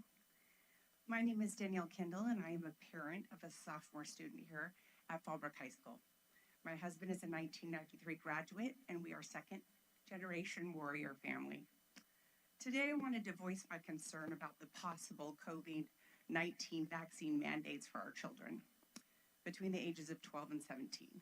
Tomorrow, the San Diego Unified School District will be voting on this mandate for their own district.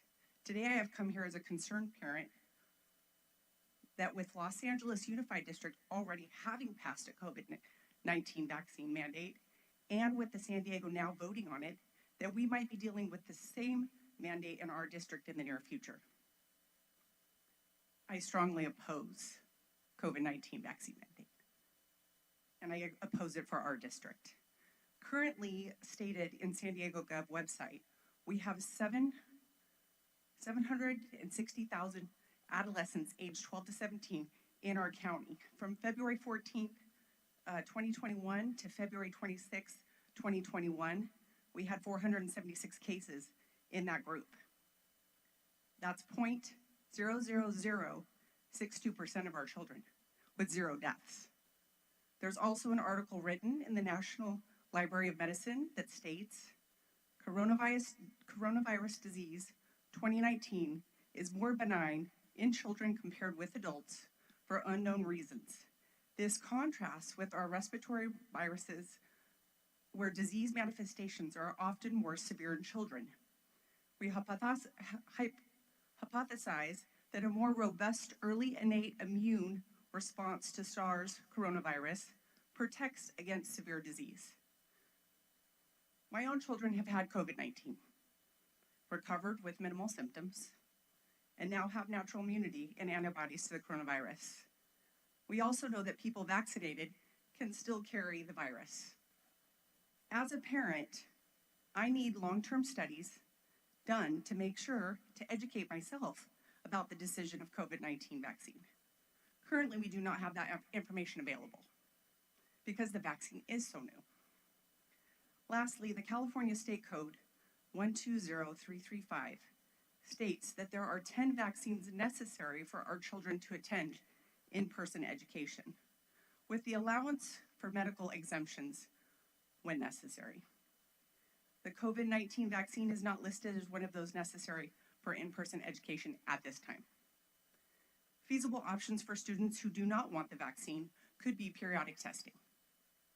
I want to thank the board for your time. I appreciate it. I know these get long.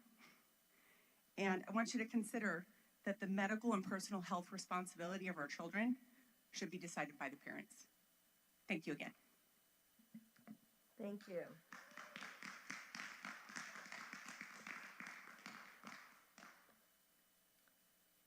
You got it now? What are you going to do? You got it back up.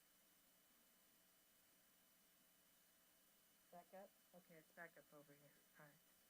Sorry about the timing device. We've been struggling with that. The next person is Jennifer Neese, and she has the same topic for vaccine mandates.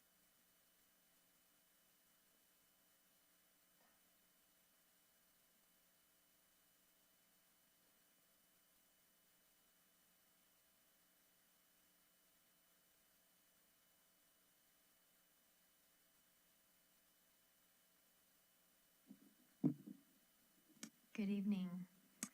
Hello, thank you for serving here at Fallbrook Union High School District. My name is JJ Neese. I have a son who is a sophomore here, and being a mother of 6, there will likely be more coming through the trenches as warriors in this decade. I know that school districts right now have been investigating whether or not to mandate vaccines for all eligible students. I want to strongly encourage this board that if that happens, there will be a lot of devastation to our community and school district. It broke my heart to hear of the staff members who passed away, as mentioned earlier in this session. As my late husband taught for 17 years as a high school EMT instructor and Health Careers Academy director at Palmdale High School before dying in a tragic accident. Teachers and staff are critical to a thriving school, as are the students. These students here have already been robbed of so much over the last 18 months, and if a vaccine mandate is voted on and passed, they will be robbed of so much more. Fallbrook Union High School District will lose a lot of enrollment and thus funding, as some of the drop-in enrollment will be from those parents who do not want their students to have an experimental injection that has no long-term safety studies on it. Some of those will be disenrolled because of chronic health issues that ensue, and statistically, some could be de-enrolled because they are no longer living. According to the Medicare tracking system, information that was released on September 25th, 2021, there were 48,465 deaths of American citizens who died within 14 days of receiving the vaccine. For context, the 1976 swine flu vaccine was halted when a mere 25 people died from reactions following vaccination. For us to rush to insist that any staff member as well as students without medical exemptions or IEPs receive this injection when it has already killed tens of thousands is not just irresponsible, but actually criminal and illegal. I have one son at another school who had a vaccine reaction as a 1-year-old causing encephalitis, a swelling of the brain. And this was following a routine shot. He has had an IEP now for 6 years, and I would not wish to add to the huge load that the fabulous special education teachers already have to carry. In closing, please remember that the COVID vaccine never claimed to reduce transmission of the virus. Our family was actually given COVID by a vaccinated person, and I'm thankful for that. It reminds me of the chickenpox party I had for my kids, so they would have long-term immunity when they were little. Now we are protected for a while, and I'm grateful for that, frankly. But the only claim that the vaccine made was to reduce symptoms and complications. So if we are to take that seriously, we need to view this as a personal choice of whether we want to take that risk or not. This isn't about being proactive or anti-vax. It's about having bodily autonomy. If we lose that, it will be beginning of losing many human rights. You are decent human beings in a position to do the right thing. We are praying that you will. Thank you for considering this. Thank you. Our next person is Sherry Weishar, concerning clubs, class funding. And come on up.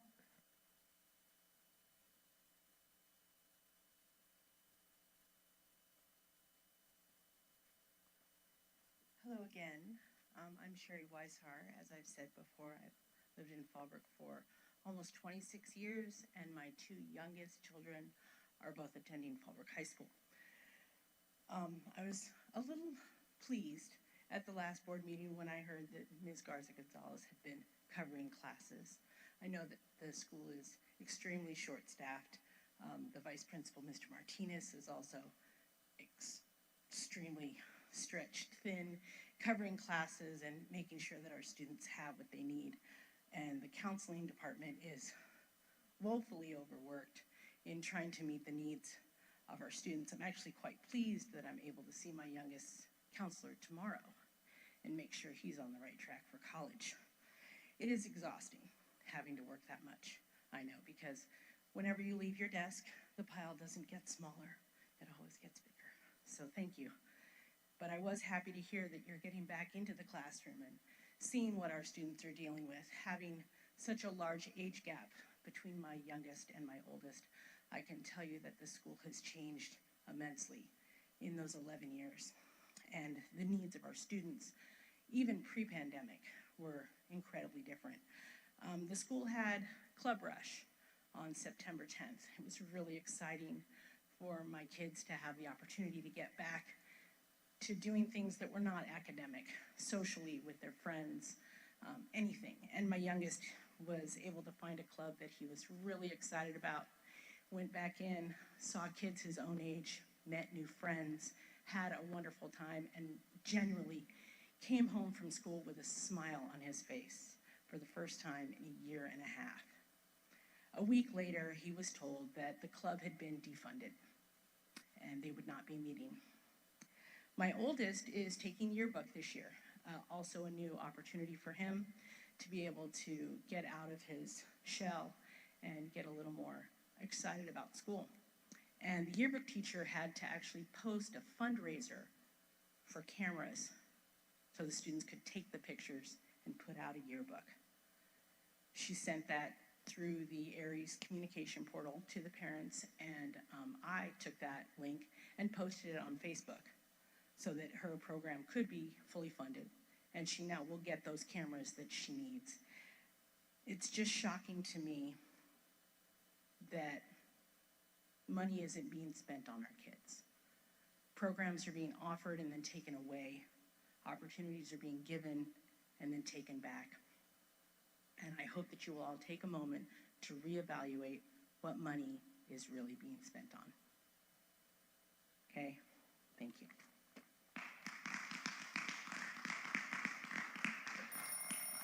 All right, moving on to our student board representative. Can you please tell us what's going on? Good evening, everyone. My name is Savannah Hometh, and I will be representing both Oasis and Ivy High School. Over the next 2 weeks, Ivy and Oasis will be preparing for the PSAT. During the day of the PSAT, Ivy students will be taking a food handlers class and an OSHA class. Ivy's soccer team will also begin playing in a couple weeks. Typically, students will join teams at Fallbrook High School, so it is so exciting that Ivy will be forming their own teams. Both Oasis and Ivy High School students will be able to attend the homecoming dance on October 9th. In place of Mr. Damon, I will be reading his report. Hello, board members. My deepest apologies for being unable to be here today. However, I still would like to inform you about some of the current events going on at Fallbrook High School. Currently, we are still preparing for our Electric 80s homecoming to occur on October 9th, 2021. Tickets can be purchased for the next 2 weeks in the ASB room for $35 with an ASB card and $40 without. Students can buy tickets at the door for $50 with the ASB card and $60 without. We will be announcing the homecoming court this Friday and crowning the king and queen on October 8th at the homecoming football game halftime show. Our choral department is also planning to have a speakeasy style concert in which we will be performing jazz and solos. This concert will be this Thursday at 7 p.m. All tickets will be free, as this will be many of our students for the first time in 2 years. Senior portraits will be resuming on October 11th, October 12th, October 15th, October 18th, October 19th, 2021. You can make an appointment by going on to prestigeportraits.com and searching by school for Fallbrook High School. Thank you. Savannah, when did you say the performance was going to be Thursday? The concert for performing jazz and solos. Thursday? Thursday at 7 p.m. Here? Yes. Sorry, I don't. Okay, sure. it's probably here. Okay, it's 7 o'clock. At 7 o'clock. And so anybody can come? Sorry? Can anybody come? Yes, all tickets will be free, so. Okay, I'm guessing cool. yes. That's nice. All right, thank you. And so now the board members can give a report. We'll start out with Mr. Carlampio. Yeah, I just want to say thank you to all the parents and to all the presenters today who have spoken. Definitely a lot of great things are happening here at Fallbrook, and I'm thankful for the work that Mr. Virgilio Mayo, Ms. Toon, and Mr. Mudo are doing and are going to do. You know, seeing the information, the data, seeing that a lot of students are coming from, we have a lot of incoming freshmen that are ELs, and then seeing that number reduced by the time they're seniors is really, really satisfying. It's just an example of rigorous, direct, explicit instruction from our teachers with the support of amazing, you know, staff, and it was really great to see that. Yeah, I'm excited. I'm very happy with, you know, just that students are in class, students are learning, and that we're doing our best to, you know, get them going on the right path. Thank you. Okay, and that brings us to Ms. Sterling. Nothing to report at this time. No? Okay. I'd like to pretty much say what Mr. Carlampio said, but I mean, all these reports tonight were so heart-filled and just been great.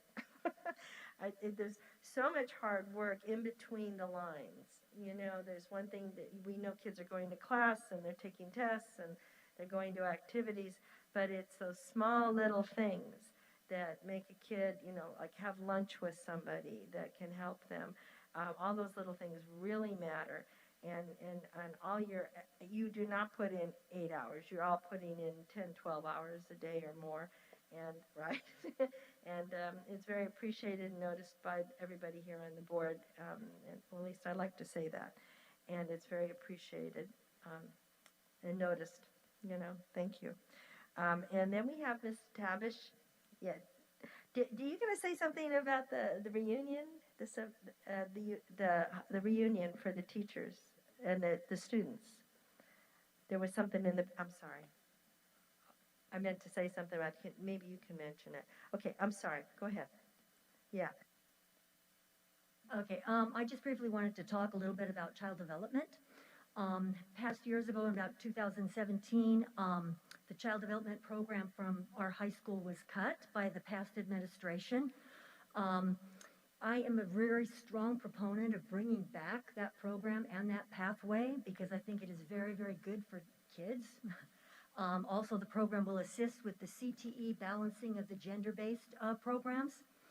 And also, I just found out that in the year 2024, the state of California will begin to mandate to bring pre-K programs to all of the school districts throughout the state. That means 3 and 4-year-olds will be having free preschool provided, and so that is going to mean that there's going to be huge demand for early childhood education teachers. If we start implementing a program here, again, we can have our students into viable, good-paying, wonderful jobs within a few years. Both the ECE program that the teachers would be qualified for are certification programs.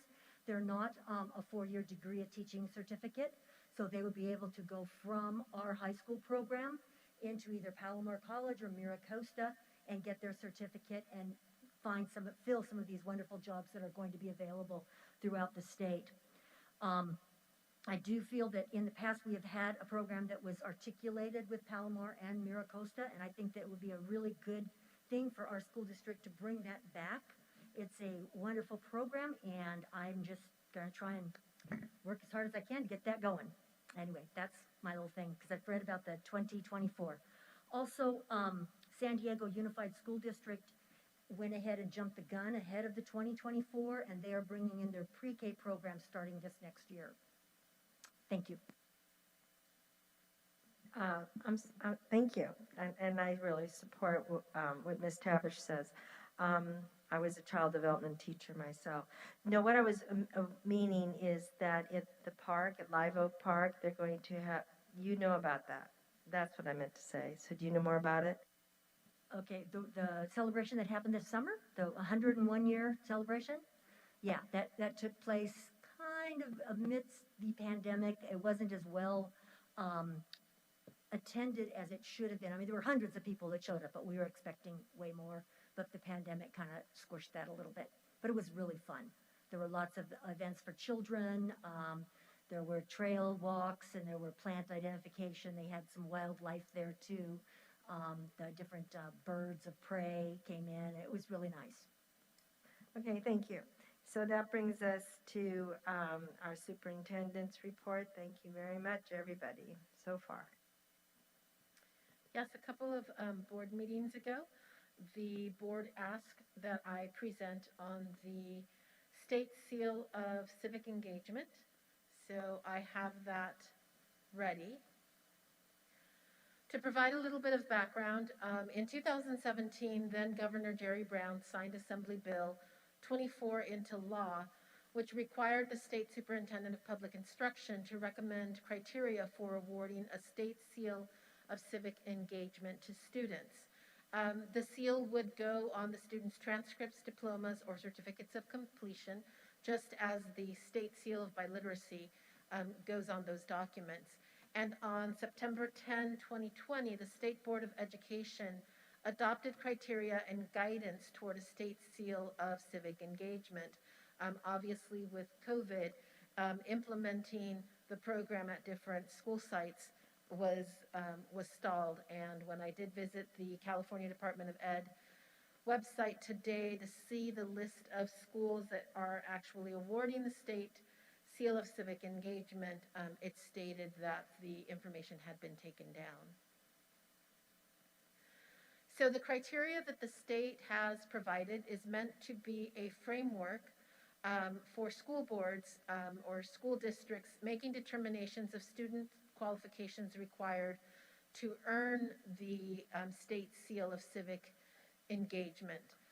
The criteria is a means to ensure that no student is excluded from an opportunity to earn the seal based on academic ability, alternative school settings, or unique or unconventional expressions of civic engagement. And the 5 criteria are there. I will review each one of them and the suggestions from the state. The first one is to be engaged in academic work in a productive way. And the implementation guidance is that LEAs look at students that are enrolled in or on track to graduate can earn a certificate of completion using the district or state requirements for the state seal of civic engagement. They must demonstrate academic improvement, build constructive relationships within the school community, and we should also consider students that have IEPs and specify the levels needed for those students to be able to obtain a certificate of completion or a diploma. The second criteria is to demonstrate a competent understanding of U.S. and California constitutions, functions and governance of local governments, tribal government structures and organizations, the role of the citizen in a constitutional democracy, and democratic principles, concepts, and processes. Again, implementation guidance is that LEAs consider whether students must complete grade level history, social science courses, or their equivalent in world history, which is offered in 10th grade, U.S. history in 11th grade, and American government and civics and econ, offered in the senior year, all with a passing grade.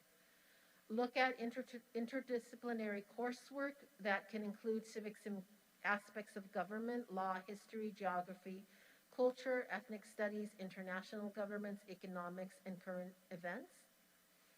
Determine through Board of Education policy the definition of a passing grade, and choose to measure fulfillment of the history and social science course requirements with a district-specific content benchmark or civic assessment, as well as encourage student participation in local meetings and encourage the integration of experiential learning opportunities into these courses.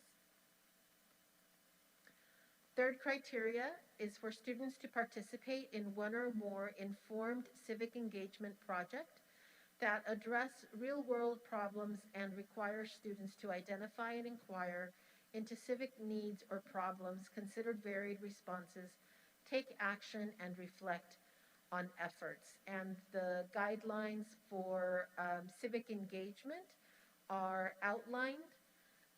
Boards should consider that when taking informed action, students may be encouraged to choose and define problems in their own communities, investigate root causes and possible solutions, develop and implement plans to address those problems, and reflect on their actions to help them develop identities as citizens with rights and responsibilities.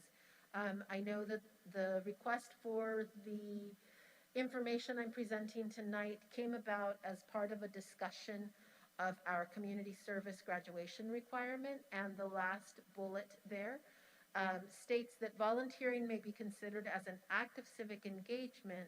However, volunteering alone does not constitute a project to address a real-world problem. The fourth criteria is to demonstrate civic knowledge, skills, and dispositions through self-reflection.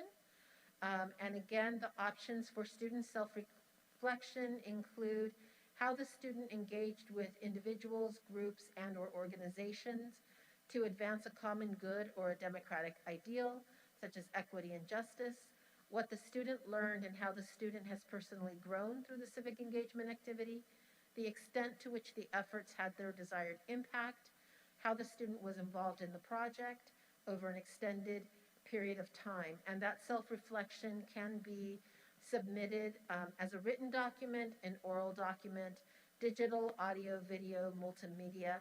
Um, Again, all of this being reflected in the board policy. And LEAs can consider an annual or bi-yearly civics showcase event for students to have a platform to present the civics engagement work to meet this criteria. Criteria number 5 is for students to exhibit character traits that reflect civic mindedness and a commitment to positively impact the classroom, school, community, and/or society. And again, a definition from the state of what civic mindedness could mean. And let me go back. So, evidence of observed character traits that reflects civic mindedness and a commitment to supporting the school community and/or society, as well as evidence of ongoing civic engagement. And these, again, can be submitted or supported through recommendations, videos, audio clips, and/or digital presentations.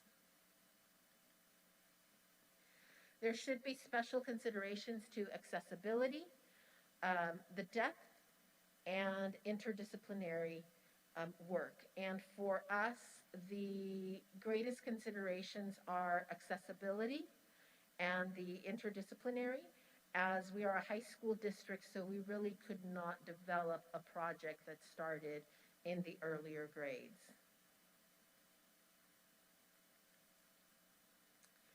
So the next steps would be, in order for a student to earn the state seal of civic engagement, they must meet the 5 state criteria adopted by the state. So the school district would need to determine if we wanted to adopt the statewide criteria or develop criteria specific to our local context. An example is that when the state seal of biliteracy, when the criteria for that was released, we had the same option. And I believe that we decided to stay with the statewide criteria in awarding the state seal of biliteracy.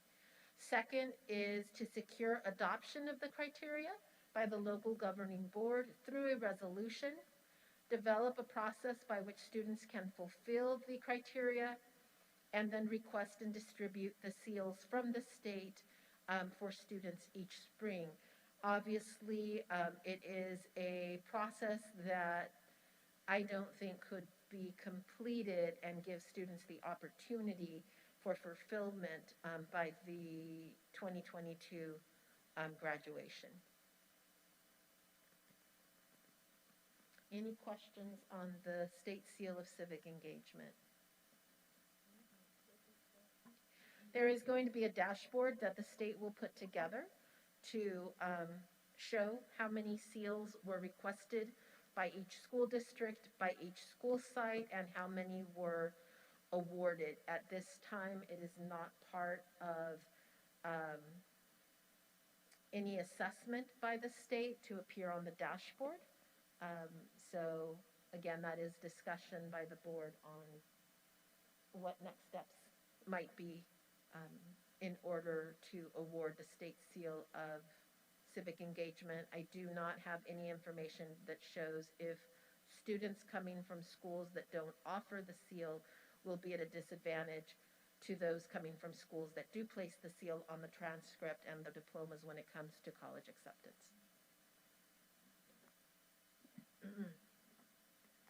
Very interesting whole process there. Yeah. Okay. That brings us to our agenda items. And our first one is an information item, trustee area redistricting. So with the release of the data of the 2020 census, there is a need to examine and potentially redraw the trustee areas based on population changes. This is an information item.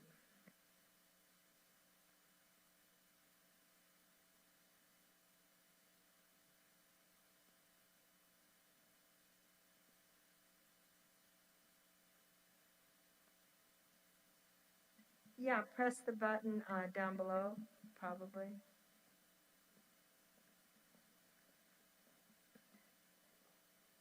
Oh, you got help coming. Sorry.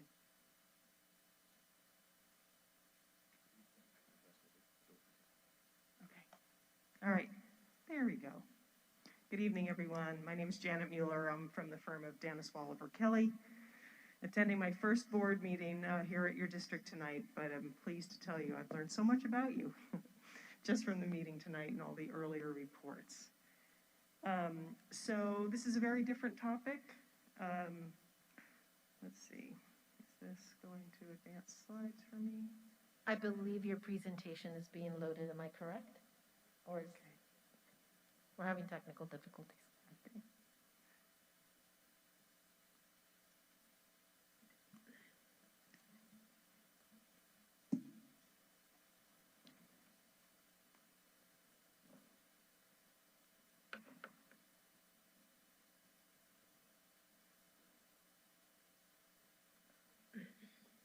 So how long have we been doing the redistricting so that people out there know?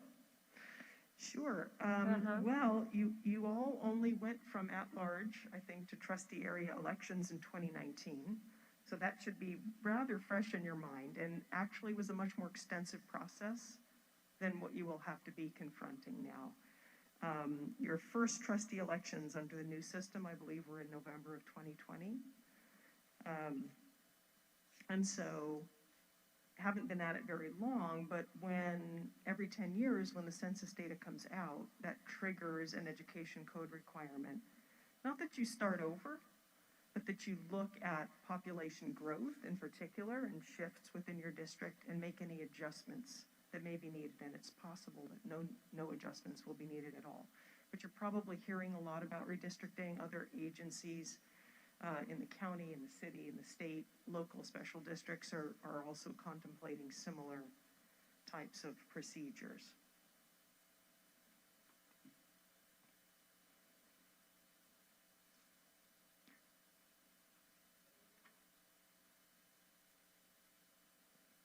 So I'm assuming you wanted to show us the map.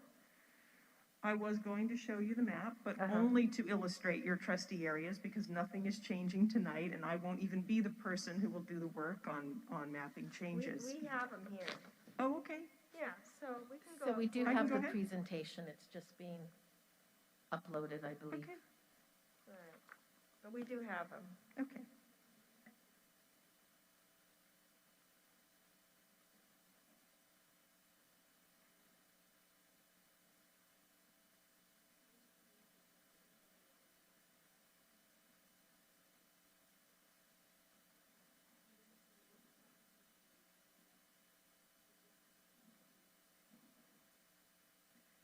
So the presentation is attached to the agenda, but we can move forward. The board members do All have right, it I'm until they happy figure to it go out. ahead without the visual, if you've all got copies there. So on the very first slide is just a very small rendering of your map. And again, just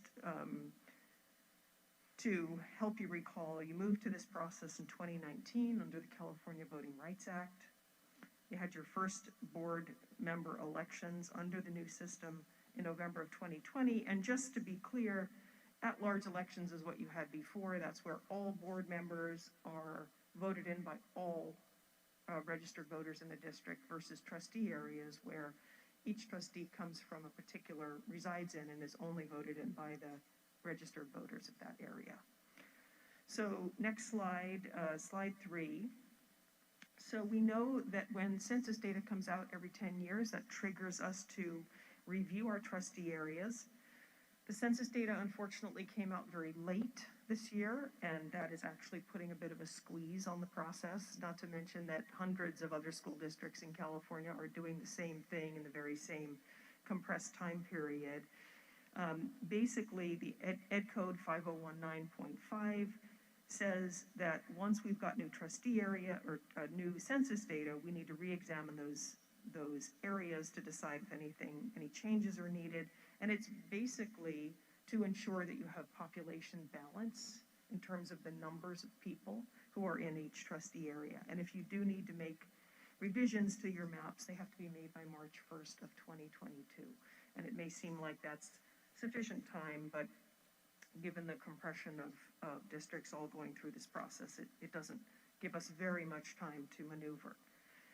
Moving on to slide 4. So what do we mean by population balance? We do have to have roughly equal population between our trustee areas, and generally under federal law, which is the standard we're borrowing from, that means that the difference between the least populated area to the most can't be more than 10% difference. So on the slide, although it might be a little bit difficult for you to read, there's a little bit of an extraction of the data that pertains to your district. And you'll see, for example, the trustee areas are never identical. Oh, there we go. Can I advance from my clicker? And I think we're on the population balance slide 4. Slide 4, right? Yeah, right above. One backwards. Yep, right there.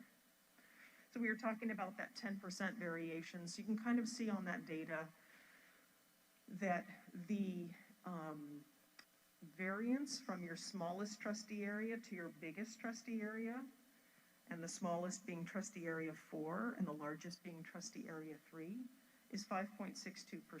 So it's well within that 10% variance. But when you did this conversion, you may have been looking at 2010 census data, so now it's 10 years later, and we'll be looking at the same data again based on 2020 numbers. And we just want to make sure that, again, that difference between the smallest to the biggest is not more than 10%.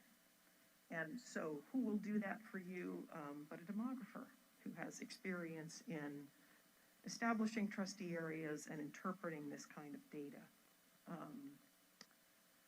Went backwards. So what does this process look like? Well, the board actually will determine the process, unlike the process that you use to move from at-large elections to trustee area elections. There are no mandatory public hearings. The County Committee on School District Organization is not involved in this process or have any kind of control over the approval of it, other than that you will notify them when you have completed this process. The State Board of Education doesn't need to waive anything or approve anything. You may, as I mentioned, redistricting is going on among all different government agencies in California, actually in the country. Something called the Fair Maps Act does not govern what you do. School districts have their own process, so in case you got your ear to the ground and you're hearing what the county or some other agency is doing and all kinds of hearings happening, those processes don't apply to you. That doesn't mean that you can't layer on hearings or additional meetings if you want to, but there's actually no mandatory public process other than if you're presented with a new map or some new information, and you'll have to take an action to approve a new map, but no additional hearings or noticed special proceedings of any kind. And then finally, actually we've only got 2 more slides. So we think of this as sort of a 2-phase approach. Phase 1 of the work is to evaluate the areas and look at the data. Decide if an adjustment is needed. It is quite possible no adjustments are needed, and then we will just leave the maps as they are. If no adjustment is needed, we'll make a recommendation that you adopt a resolution, basically going and telling the public and the County Committee on School District Organization that you looked at it and made a decision that no adjustments were needed. But if you do need to make any adjustments, the goal will be to develop and adopt any revised map by no later than March 1, which basically means by the end of February. And that may take a meeting or 2, depending on whether there are multiple options or things that you want to take a closer look at. So in terms of next steps and potential schedule, so we're doing this presentation tonight to sort of acclimate everyone to what's coming. I understand that a demographer has been selected and a contract will come forward to you in October to get under contract for that work with the demographer, anticipating that in November-ish, the demographer will present an initial analysis to you all. If no changes are needed, again, as I mentioned, you'd adopt a resolution to that effect. However, if some change is recommended, December, January timeframe, the demographer will present some map options. As I mentioned, it could be one meeting, it could be two meetings, with the goal that by no later than the end of February, we'll approve a new trustee area map if those changes are needed. So I know I went through that pretty quickly, but those are all my formal comments. I will be happy to take any questions. This is so much easier than the first round of this. Yes, it Yeah. should be. Hopefully it will be. And since we didn't have a lot of new incoming population, we'll be pretty close, I think. Mhm. But this is a good outline for us. Okay. Much easier than what we went through in the beginning. I certainly hope so. Yeah. Thank you very much. All right, thank you. All right. Okay, board. It's down to us and a couple watchers here. We have action item number 2, memorandum of understanding, and I need a motion, please. I move that the board approve the MOU between FUHSD, FHSTA, and SEIU for the purpose of opening the workability position to classified employees for the 2021-2022 school year only, as presented. I second. Okay, so that was Caralampio, and I'm going to go with Tabish. We both said at the same time, but there we go. And then that brings us to a vote. Okay. Ms. Homuth, you're still here. Good for you. Hello. You're going to vote first on this one. Okay? Go ahead. Just say aye or no. Mm-hmm.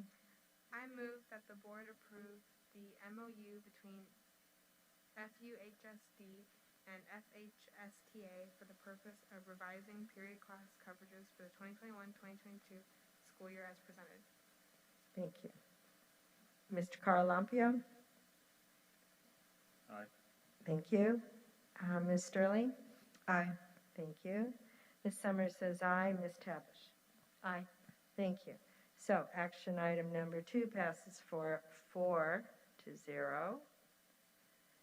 And then that brings us to action item number 3, elementary and secondary school emergency relief, ESSER. The number, 3, expenditure plan. May I have a motion, please? Madam President, we're actually on action item number 3 under Superintendent Human Resources on page 4 at the bottom. Okay, so we don't have the number 3 that's on this paper? I'm not going to have the right one then. Okay. That was taken off?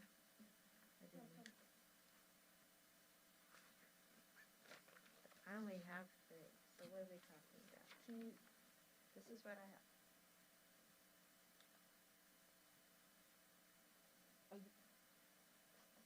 You have the draft. I know, but We need the actual agenda. Okay. Do you want to, I'll just read it. You have a copy. Not up here. Okay, sorry about that. Memorandum of understanding between, okay, this is another memorandum. Sorry, I was using the wrong paper.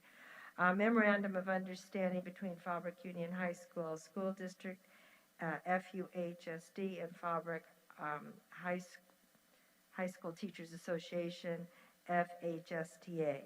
May I have a motion, please?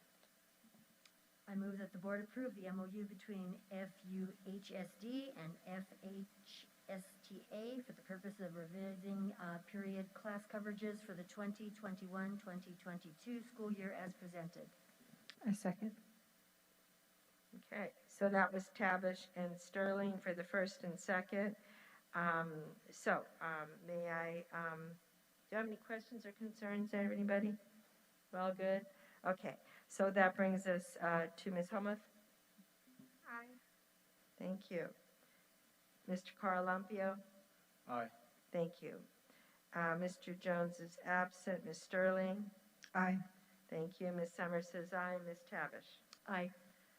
Action item number 3 passes 4-0. All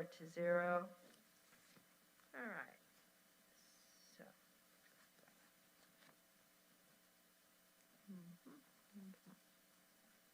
All right.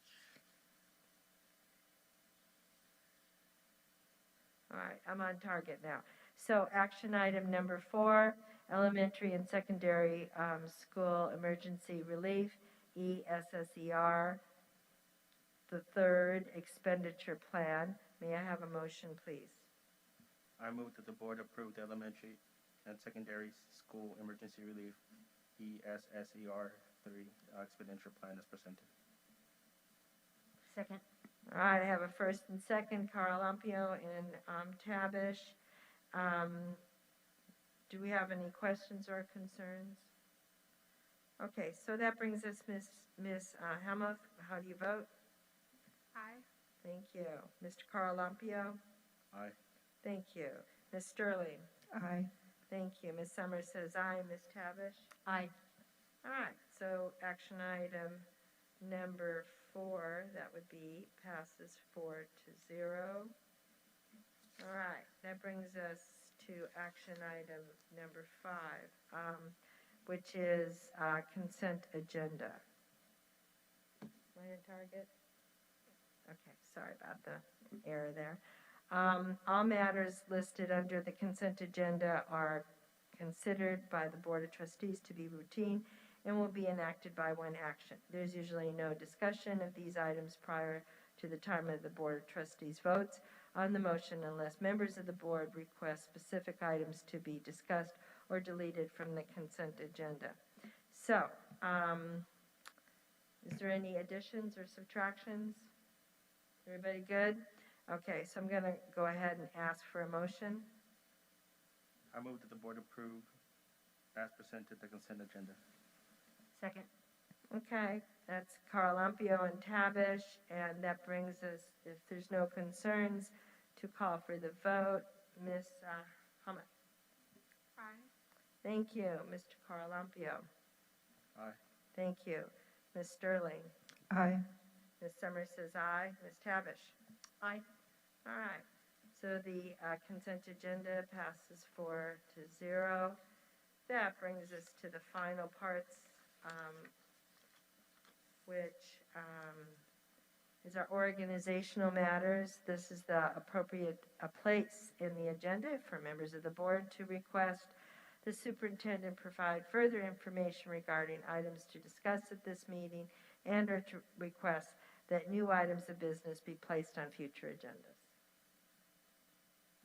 All right, nobody has anything tonight. I would you got like one. to. Okay. I would like to have us look into what we would need to do to accept the seal of civic involvement as a possible route for our school to have, as one of the possibilities. Okay. So that's called the seal of involvement. Pretty much civic civic involvement. Civic what? Engagement. Civic I'm engagement. sorry. That's right. Civic engagement. All right. So that should be in the notes, a civic engagement. Okay. And that's according to our presentation tonight. Anybody else have anything? No? All right. So we're going to go ahead and declare that the next regular meeting, the Board of Trustees, will be held Monday, October 11th, 2021 at 5:30 p.m. in the Bob Burton Performing Arts Center at Fallbrook High School.